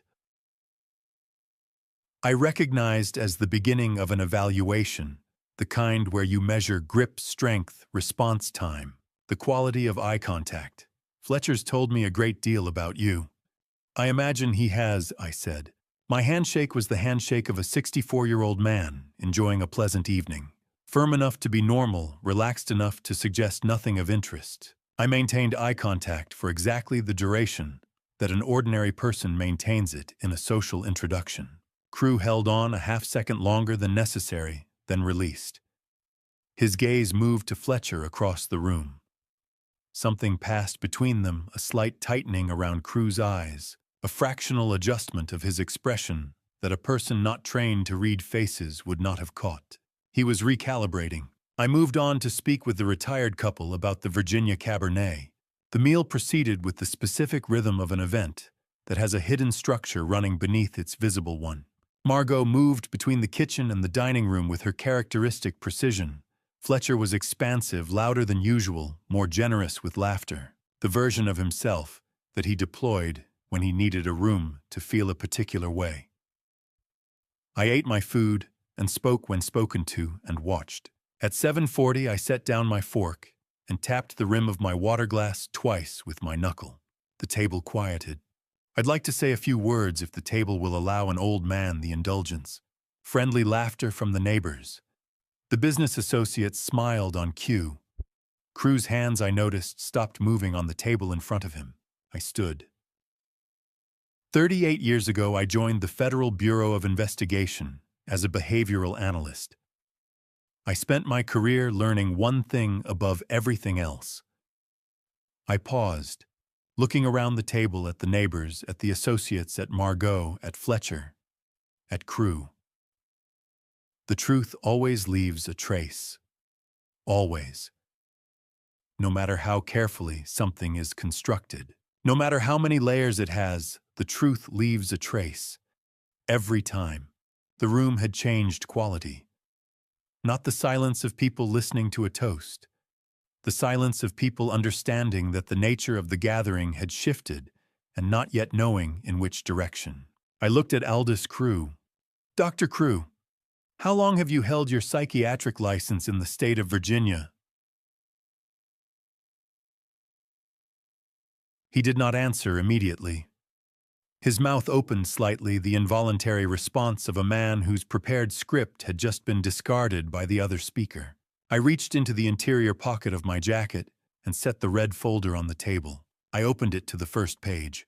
The room looked at it, the way rooms look at something that has no explanation yet, with the particular attention of people who understand that they are seeing something significant without knowing what it means. Crew's name was on the first page. His signature was on the third. The evaluation it was attached to described a 64-year-old man with progressive cognitive disorganization and impaired capacity for autonomous decision-making. I was 64 years old. I had been standing in this room for the past 2 minutes, demonstrating neither of those things to 14 witnesses. The table had gone very quiet. Fletcher set his glass down. The sound of his chair on the hardwood floor was the specific sound of something ending sharp, clean with the finality of a door closing on a room that would not be entered the same way again. Everyone heard it. I looked at my son across the table, across the food and the candles and the Virginia Cabernet and the 14 people who had come to celebrate something that was not what they had been told it was. And I watched his face move through the sequence that faces move through, when the architecture of a plan collapses while the person is still standing inside it.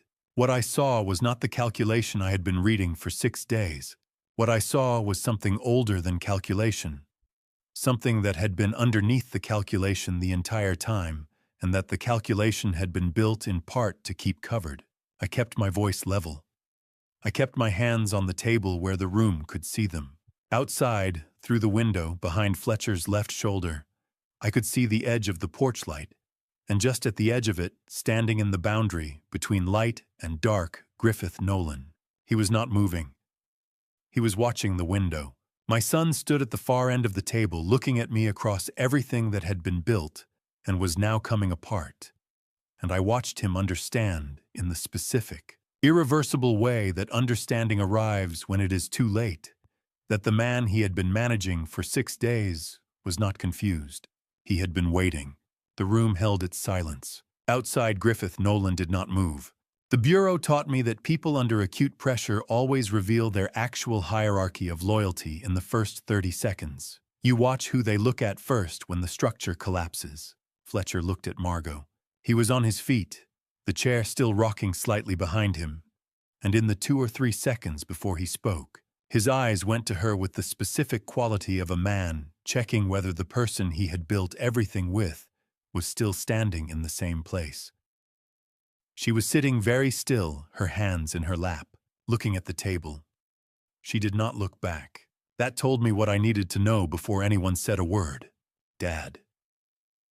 Fletcher's voice was controlled, the first register of damage management, the tone I had heard in rooms where people were trying to reframe a situation before it could be named by someone else. I think there's been a misunderstanding.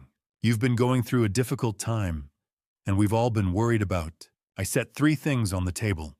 I did not interrupt him. I did not raise my voice.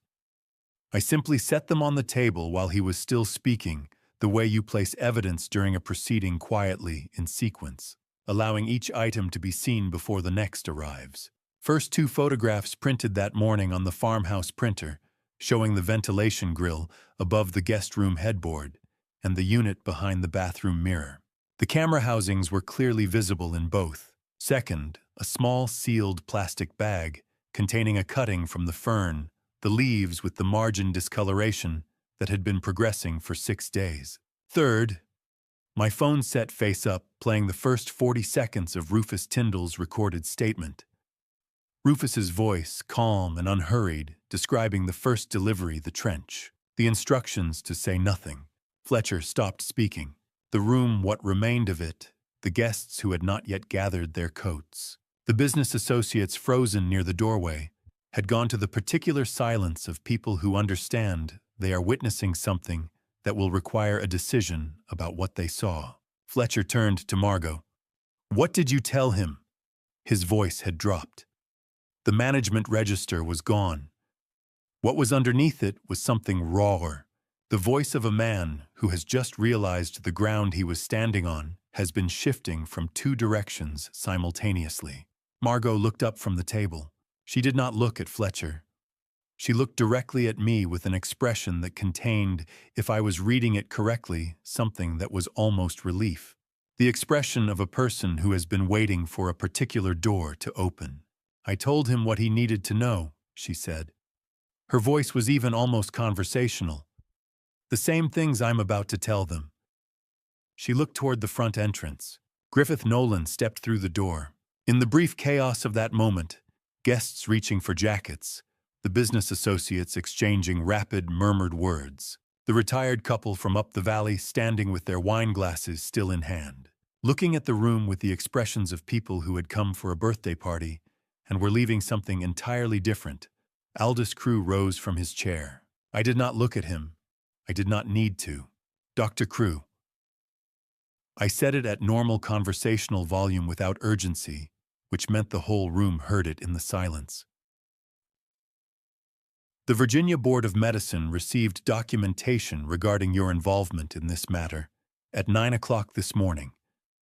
Please sit down." He sat down. His face had the color of a man who has just understood in a single sentence the full extent of what he is looking at. The guests left in pairs quietly, the way people leave the scene of an accident they happen to witness, not running, but moving with the particular purposefulness of people who want to be somewhere else. The retired couple set their wine glasses on the nearest surface and went. The business associates went without looking back. The woman from the county agricultural office paused at the door, looked at the room once more, and left. The candles were still burning. When the room had emptied to the 4 of us, me, Fletcher, Margot, and Griffith at the door. Margot stood, took her coat from the hook by the entrance, and walked out alongside Griffith Nolan without saying anything further to Fletcher. Without looking at him, Fletcher watched her go. Then he turned and looked at me. I have sat across from a great many people at the end of things. I have watched the moment when the version of a person that was constructed for external consumption ceases to be sustainable, and what is underneath it becomes visible. It is never dramatic in my experience. It is always quieter than people expect. The face simply runs out of the energy required to maintain the arrangement it has been maintaining, and what is left is the person who has been standing behind it, usually for a very long time. Fletcher looked tired in a way that had nothing to do with Margot's 6 weeks of slow poisoning. He said very quietly, so quietly, that I almost didn't hear it across the width of the table. "Dad, I'm sorry about Mom." 5 words. I looked at my son. In 38 years of federal work, I had been trained for an enormous range of responses to an enormous range of human situations. I had protocols for grief, for denial, for aggression, for collapse. I had learned what to say and what not to say in rooms where almost anything could happen. No protocol I had ever been given covered what to do with those 5 words from this person in this room. So I said nothing. I let the silence be what it was. I let it hold the weight of the 38-second recording and the red folder and the Eastfield and Eleanor's letter and the 3 years of Thurman Street that had come before any of it. I let it hold all of that without asking it to resolve into anything. Fletcher stood in it without looking away. After a long moment, I walked around the table. "Come outside," I said. "There's something I need to show you." He followed me. He didn't have anywhere else to go. Every interrogation I ever conducted ended the same way. The room emptied. 2 people remained, and that was when the actual conversation happened. Not the performance conversation. Not the conversation for the record. The conversation that told you who the person actually was behind everything they had constructed. I had been in hundreds of those rooms. I knew what they felt like from both sides of the table. Fletcher followed me into the garage at 11:45. He closed the door behind him, and the actual conversation began. The space looked the same as it had the night I found the red folder, the fluorescent panel humming its flat yellow light, the cold pressing through the gap under the roll-up door, the tools on the pegboard arranged in their size order by someone who had wanted very badly to look like a person who had things under control. The freezer in the corner was still running. Outside, the fog had come down off the Blue Ridge again. I walked to the shelving unit and stood beside it, the same position I had stood in when I lifted the red bin from the top shelf 3 nights ago. I did not choose the position by accident. Fletcher stopped in the center of the floor. He was watching me the way people watch someone when they are trying to determine whether the situation they are in is recoverable. I recognized the assessment. I had seen it in rooms where it preceded cooperation, and in rooms where it preceded something else entirely. Dad. His voice had the measured quality he had been using since the party fell apart. Not the expansive warmth of the performance, but something flatter, more compressed. The voice of a man operating in a narrowed space. "There are some documents that need to be signed. Administrative things just to make sure everything is properly managed while you're here. While we figure out next steps." He reached into his jacket with his right hand and produced a folded sheaf of papers. Then his left hand came out of his back pocket. The syringe was small, a pre-filled unit, the kind used for a single administration. He held it with the practiced ease of someone who had handled one before, which told me it had not been purchased for this specific occasion. He said, and his voice had shifted again, softer now, almost gentle, the voice of someone administering something unpleasant but necessary. "You've had a long evening. You should really get some rest." I did not step back. I did not look at the syringe. I looked at my son's face, at the specific geography of it, the face I had known since the morning it appeared in the world, and I said quietly, "Put it down, Fletcher." It was not a command. It was something closer to the thing you say to a person standing at the edge of something they cannot come back from, when the only thing you have left to offer is the sound of your voice. He did not put it down, but he did not move forward. "The speakers in the oak trees," I said. "The cameras in the ventilation grills. The chamomile tea that Margot brought me every evening. The red folder on the top shelf of this unit, with my name on the label in your handwriting." I paused. "I have known since the 3rd morning, Fletcher. I have been here for 7 days. Something moved across his face that I had not seen there in a long time. "The East Field," I said. "Rufus told me about the East Field. He told me on day 4, and he said it on record." The syringe hand dropped slightly, not lowered deliberately, just losing some of the intention that had been holding it up. "And I know about your mother," I said. "I know what you said to her. I have 38 seconds of it." The silence in the garage had a physical quality. The cold and the fluorescent hum, and the two of us, and everything that had been true for longer than either of us had been willing to say it out loud. Fletcher's hand was not steady. I raised my left wrist. The watch was the one I had worn for 11 years. Leather strap, simple face, a retirement gift from the Richmond field office that I had chosen for its weight and its lack of adornment. It did not look like a recording device. It was not designed to look like one. "Then everything said in this garage tonight has been transmitted," I said. "Conrad Whitfield has received it. Rosalind Fry has received it. The connection opened when we walked through that door." Fletcher looked at the watch, then at me. I reached into my jacket pocket and set the asset transfer document on the shelf beside me, the one he had brought unfolded. I smoothed it flat and pointed to the signature line at the bottom. "Look at the W," I said. He looked.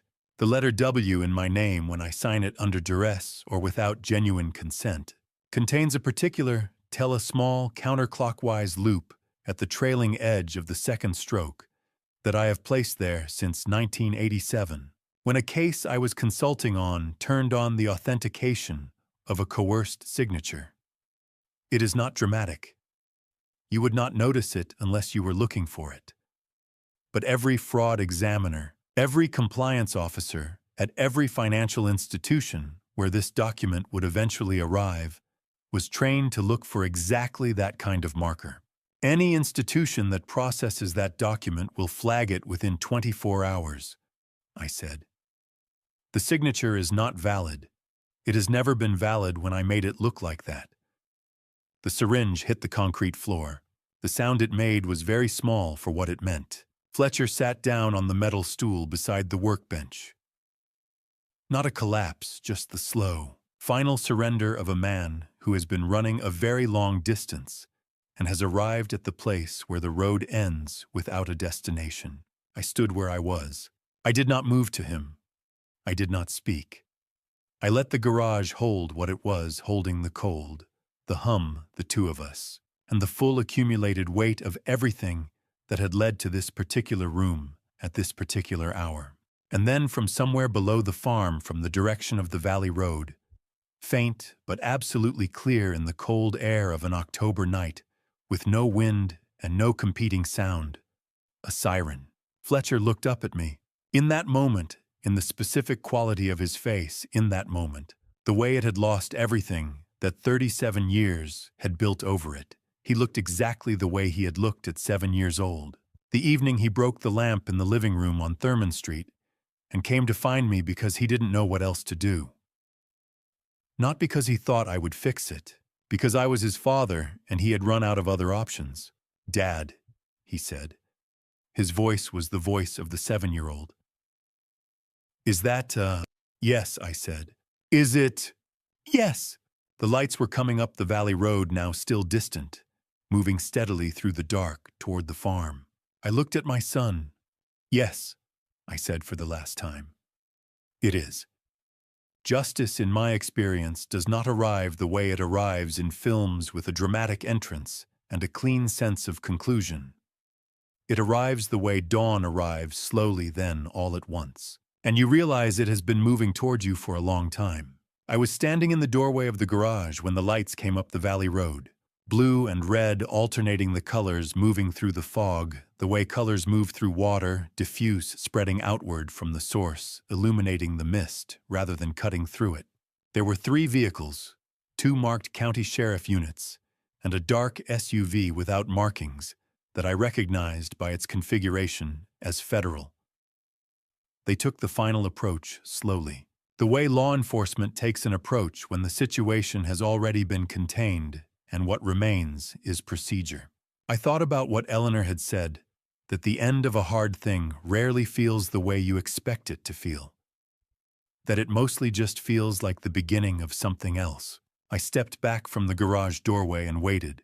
Rosalind Frey came through the garage door first. She was in her mid-40s, dark federal jacket, gray at the temples, with the particular economy of movement of someone who has done this kind of entry many times and no longer needs to establish anything by the way she walks into a room. Her eyes went to Fletcher first on the metal stool not moving, then to the syringe on the concrete floor, then to me. She did not ask any immediate questions. She looked at me, the way one professional looks at another at the end of a long operation, taking inventory, checking for damage, filing what she saw. Then she gave a single nod, not a greeting exactly, more like an acknowledgement of completion between two people who had been working toward the same point from different directions. "Mr. Aldridge," she said. "Ms. Freydon," I said. Two of the sheriff's deputies came in behind her. She spoke to them briefly. I did not hear the specifics, and they moved to Fletcher. He stood when they asked him to. He did not resist. He did not speak. I went outside. The fog had settled into the valley the way October fog does in the Shenandoah, low, dense, soft at the edges, making the farm feel smaller than it was. The porch lights and the blue-red rotation of the vehicles threw the yard into a particular kind of artificial clarity, everything visible, nothing quite real. I looked toward the gate. Margot was standing beside a man in a gray suit, private counsel, clearly someone who had been on call for this specific night. She had positioned herself at the fence line, outside the property boundary, which told me the arrangement had been structured to place her cooperation on record before the warrant was executed. The timing was deliberate. The location was deliberate. Everything about it was the work of someone who had been planning her exit from this situation for longer than the past 24 hours. Griffith Nolan stood beside her with a document folder, thick, rubber-banded, the accumulated product of 63 days of work that I would never fully see. He passed it to one of the federal agents without ceremony. When Fletcher came out of the garage with his hands behind him, he saw Margot immediately. He looked at her. The way people look at someone they built something with, when the thing they built has just come apart in the most complete possible way. Searching for something, I think, though I could not have said exactly what. Recognition, maybe. Shared acknowledgement of the dimension of what had happened. Something that confirmed she had been real, and that what they had been doing together had been real even at its worst. Margot did not look back, not out of cruelty. There was no performance in it, no deliberate withholding. She simply had nothing further to invest in that direction. She had made her calculation and executed it, and the calculation did not include a final exchange of looks with the man she was leaving behind. Fletcher was guided to the rear of one of the county vehicles. The door closed. Rosalind found me on the porch steps 20 minutes later, after the yard had begun to clear. She stood beside me for a moment, looking out at the fog. "Aldous Crew," she said, without preamble. "He tried to leave the valley last night after your party. County picked him up at the Route 11 junction around midnight. He had the evaluation documents in his bag." A pause. "The originals. I suspected he would try to remove them," I said. "Most people do in his position." She looked at the yard, the last of the activity, an agent photographing the garage interior, a deputy at the gate logging the property boundary. "He'll cooperate. They usually do once the documents are gone." We stood in the quiet for a moment. "Mr. Aldridge." Her voice was level, careful in the way of someone choosing words with specific intent. "Are you all right?" I considered the question the way it deserved to be considered, not as a formality, but as a genuine inquiry from someone who understood professionally what the past 7 days had contained. "I'll let you know when I figure that out," I said. She looked at me for a moment, then nodded. "That's a reasonable answer." She went back to work, and I stayed where I was. The vehicles left one by one. The blue-red light faded into the fog, diminishing, then gone, leaving the valley the color it had been before they arrived. The farm was quiet. I was alone. I sat on the porch steps for a long while. The October cold had come down fully now, the temperature well below 40, the fog sitting motionless over the fields. The east field was dark and still, somewhere past the fence line.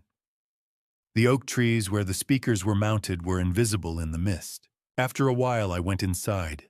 The farmhouse was in the particular disorder of a party that had ended badly, half-cleared plates. The candles burned down to their bases, chairs still angled outward from the table where people had pushed back and left quickly. The food Margot had spent 2 days preparing sat on the kitchen counter in its serving dishes, untouched from the second course onward. From the living room, a sound. A clock, pendulum-driven, wall-mounted, the kind that marks the half-hour with a single tone and the hour with however many strokes are required. I had not noticed it before it had been background noise under the constant activity of the past week. It sounded exactly like the pendulum clock in the hallway of the Thurman Street house. Eleanor had wound it every Sunday morning for 39 years without missing once. I had not been able to make myself wind it since the March morning she died. It had stopped on a Tuesday sometime in the early afternoon, and I had left it stopped. I stood in the doorway of the living room and listened to this clock mark the passing of the night. Then I walked to it and wound it. It seemed like the right thing to do. I did not know, standing there in the dark of that empty farmhouse, that it would be 8 more months before I stood in a courtroom and watched the last piece of this story settle into its final shape. 8 months is a long time to wait for something when you already know the answer. I understand how that sounds. But by the time the sentencing date arrived in the second week of June, I had known for 8 months what the verdict would be. What I had not known was what it would feel like to hear it said aloud in a federal courtroom by a judge whose function was to make it official. That turned out to be a different thing entirely. The U.S. District Courthouse in Harrisonburg is a modest building by federal standards, brick and limestone, the kind of institutional solidity that suggests permanence without grandeur. I had been in courtrooms that looked like theaters and courtrooms that looked like conference rooms.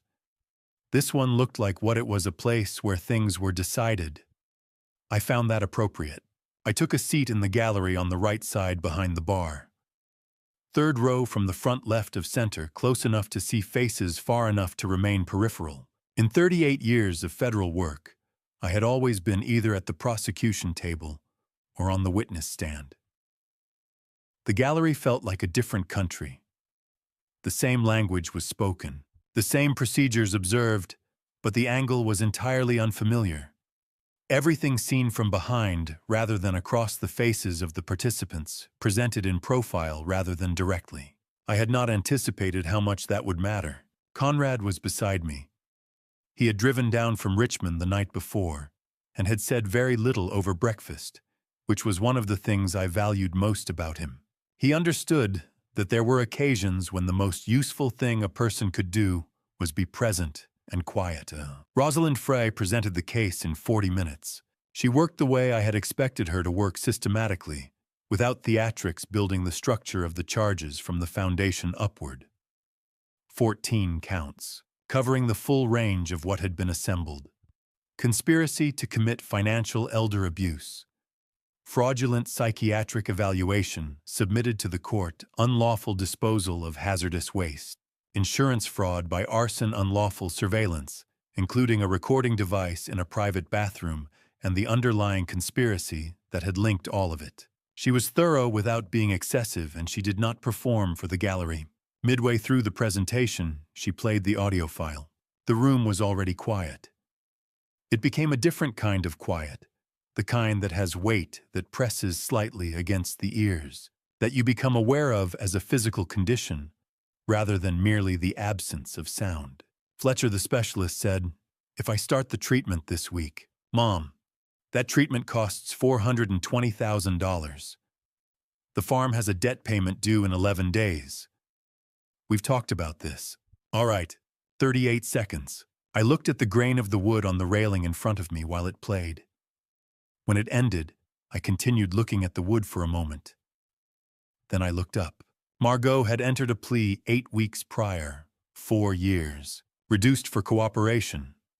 The complete documentation she had provided through Griffith Nolan had been instrumental in establishing the conspiracy charges that would have been significantly harder to prove otherwise. She was not in the courtroom.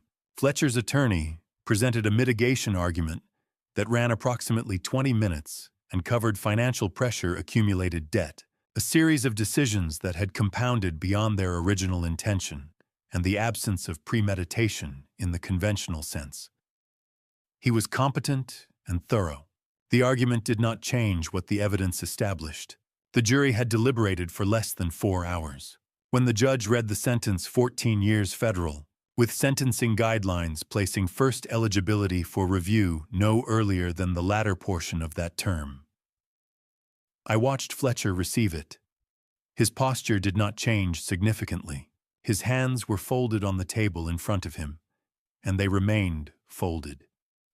Whatever was happening inside was not visible from the gallery.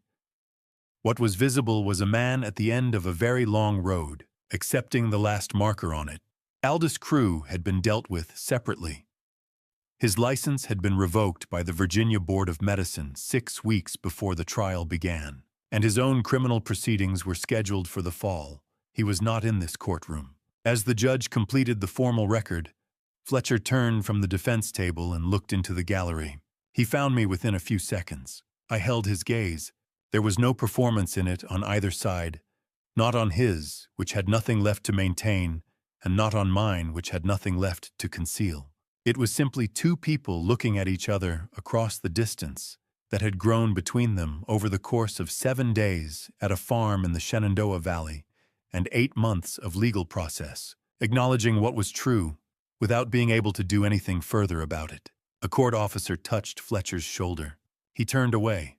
In the corridor outside, Rosalind shook my hand. Her grip was brief and firm, professional, appropriate, carrying none of the elaboration that would have made it into something it wasn't. It held up, she said. You built it well, I said. Conrad stood beside me. He did not say anything. He placed his hand on my shoulder for approximately 1 second, the weight of it, and then the absence, and that was sufficient. That was, in fact, exactly sufficient. I walked out of the Harrisonburg courthouse into a June afternoon that had no interest in the gravity of what had just occurred inside it. The sun was direct and warm. The street was ordinary.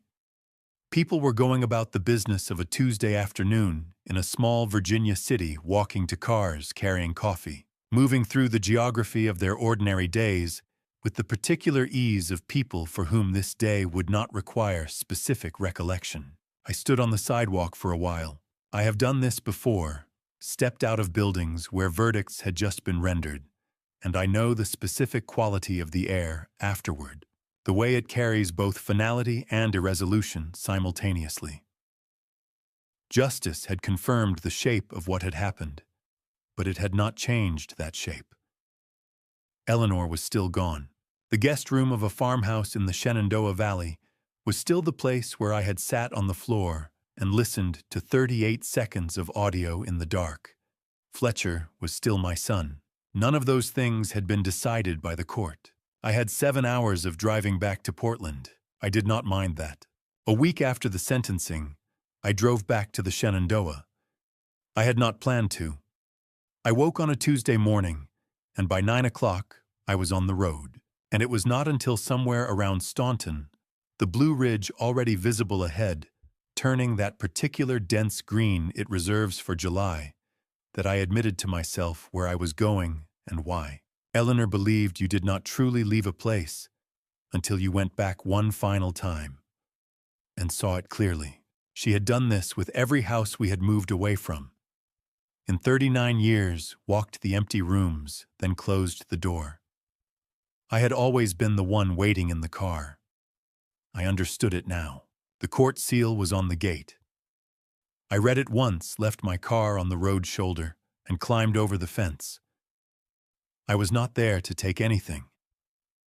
Whatever technical violation that constituted seemed, on balance, like the least important thing, the law. And I had been through together in the past 9 months. The farm looked smaller in summer, Without the mist, without the programmed livestock sounds cycling through the oak trees, without Fletcher's studied expansiveness filling every space. It was simply a farm, locked and silent, with the particular sadness of properties that have been abruptly vacated. The main house was locked. The garage was locked. The stable latch was rusted slightly at the hinge, as though even the hardware was adjusting to disuse. I walked straight to the east field. The goldenrod had come back. This is what I had not let myself expect, because expecting it would have required believing before I saw it, that the ground could recover. But the EPA remediation team had been on the property in November and December, soil extraction lab testing replacement fill, certified clean. They had sent me documentation because I was the complaining party on the environmental referral. The flowers did not know any of that. They had simply grown where there was light and soil and whatever stubbornness wildflowers possess that allows them to return to ground that has been dug up and laid bare and filled in again. The goldenrod was chest high, the same gold yellow as October, and the wild aster had returned too, and the milkweed and something purple along the northern edge I did not know the name of. I walked into the field and sat down. I am not by nature or training a person who sits still in open spaces and does nothing. But I sat there for a long time, no notebook, no analysis, no consideration of what any of it meant in terms of what came next. I just sat there. After a while, I took the envelope from my jacket. Not the letter from the night before the party that one had burned in the bathroom sink, its ash carried away by tap water in the dark farmhouse. This was the letter I had written the week after sentencing at the kitchen table on Thurman Street. I had written it in one sitting and sealed it without rereading it, and I had brought it here because here seemed like the right place. I opened it, read it once. Then I held the corner to the small lighter I have carried since 1981. The flame was almost invisible in the July sunlight, just a faint distortion of air, a thin curl of smoke. The paper went quickly. I held it until the last possible moment, then let it go and watched the burning fragment fall into the goldenrod and extinguish in the green. I thought about Eleanor. Not the Eleanor of the recording, not the Eleanor of the letter in the blue suitcase. The earlier versions, the ones I had been carrying longer. The afternoon we met when she argued with me for 45 minutes, and I knew by the end of it that I would spend the rest of my life trying to keep up with her mind. The morning Fletcher was born, and the look she gave me across the room that meant look at what we did. The Sunday mornings, the chamomile tea, the 39 years of ordinary Tuesdays I had not understood were the best thing I had until they were over. I stood up. I did not feel lighter. Grief does not lighten with time in my experience. It changes, shape, compresses, takes up less of the foreground. But the weight does not leave. You simply get better at carrying it. I walked back through the field, shoes wet at the toe, the same way they had been that first October morning. I did not look back. I climbed over the fence. I started the car. The mountains were behind me. I pulled into the driveway of 2847 Northwest Thurman Street at 20 minutes past 9 on a Thursday night in late July, and I sat in the car for a moment before I turned off the engine. The neighborhood was quiet the way Portland gets quiet on a warm summer evening, not silent, just settled.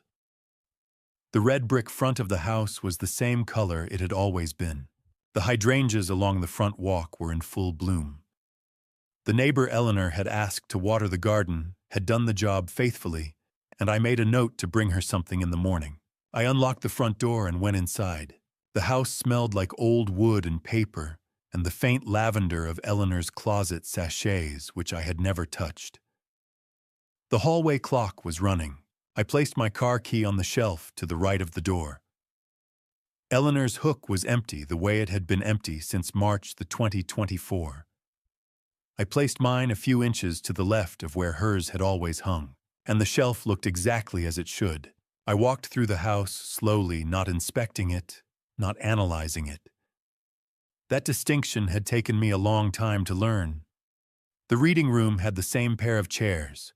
The kitchen counter had the ceramic jar Eleanor kept wooden spoons in. The back window looked out onto the garden, and even in the dim evening light, I could see that it was full and alive, black-eyed Susans along the back fence, the climbing rose she had planted the summer we bought the house, because she said, "A house needs something living inside it, something that keeps growing even when you are not watching." I stood at the kitchen window for a while and watched the garden in the dark. Then I made chamomile tea, sat at the kitchen table, and called Wendell Price. Wendell had managed my accounts for 11 years. He answered on the third ring. "Warren, I wasn't expecting you until next week." "I got in tonight," I said. "I want to make 2 transfers." I directed the full balance of my investment account, $1,400,000, to the National Council on Elder Financial Abuse, designated for legal support programs for victims who cannot afford representation. Then Eleanor's life insurance policy, $1.2 million, to the Pancreatic Cancer Action Network. Wendell was quiet for a moment. "Eleanor would approve." "But I know," I said. "That's not why I'm doing it. But it helps." The call lasted 11 minutes. I had thought it might feel like more than that. It felt like exactly what it was, a straightforward thing done. I cooked dinner from one of Eleanor's handwritten recipe cards. The potato soup she had made every autumn since 1991. I ate it alone at the kitchen table with the back window open, listening to the neighborhood settle around me, watching the garden move in the evening breeze. After dinner, I went to the reading room, sat in my chair, and opened the small leather notebook I had carried since Portland. I turned to the first blank page, wrote the date, and added a single line. "Observed, that's enough." I closed the notebook and set it on the side table. The hallway clock read 8, though it was closer to 10. The pendulum kept its even rhythm, the same rhythm Eleanor had calibrated in 1986, the same I had let run for 39 years without adjustment, because some things do not need to be fixed, only wound and kept and listened to. Fletcher was in a federal corrections facility in Western Virginia. That fact was true, and it would remain true for a long time, and it lived in me the way all difficult truths live in a person who has learned to hold them without being held by them. He was my son. He had done what he had done. Both things were true at once, and I no longer required them to resolve. I would have lunch with Conrad Whitfield next Thursday. In September, I planned to walk the Willamette River Trail on the mornings the weather permitted. The garden needed deadheading along the back fence. I would do that tomorrow.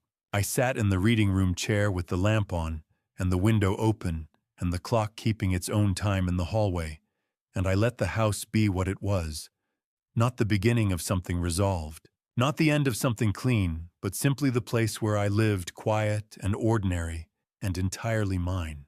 If this story found something in you, a memory, a question, a feeling you weren't expecting, I would be glad to hear it. Leave a note below. That kind of conversation is the reason I still write things down. I have been asked what I learned from all of this. I spent 38 years reading other people's lives for a living, and I still missed it. Not because the signs weren't there. I missed it because I was a father first, and fathers have a particular blindness that no training can fully correct. A pastor I respected once told me that God does not remove the consequences of the choices people make. He simply refuses to let those consequences have the final word. I have held that thought ever since.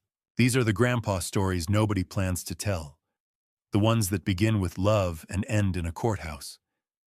If this family story feels familiar, if you recognize something in it, don't be like me. Ask the hard questions while there is still time. Say the difficult thing out loud. My honest opinion, love is not the same as trust. Knowing the difference may be the most important lesson hidden inside every grandpa stories worth remembering. Every family story carries a wound someone else is still carrying in silence. Every grandpa stories is also underneath it all a family story about what we protect, what we destroy, and what we leave behind. If this reached you, leave a comment, share it with someone who needs it, and subscribe. I will be here when the next story begins. Thank you for staying until the very end. The stories ahead contain some fictional elements built for reflection and understanding. If that is not what you need today, close the tab and choose what serves you better. No hard feelings.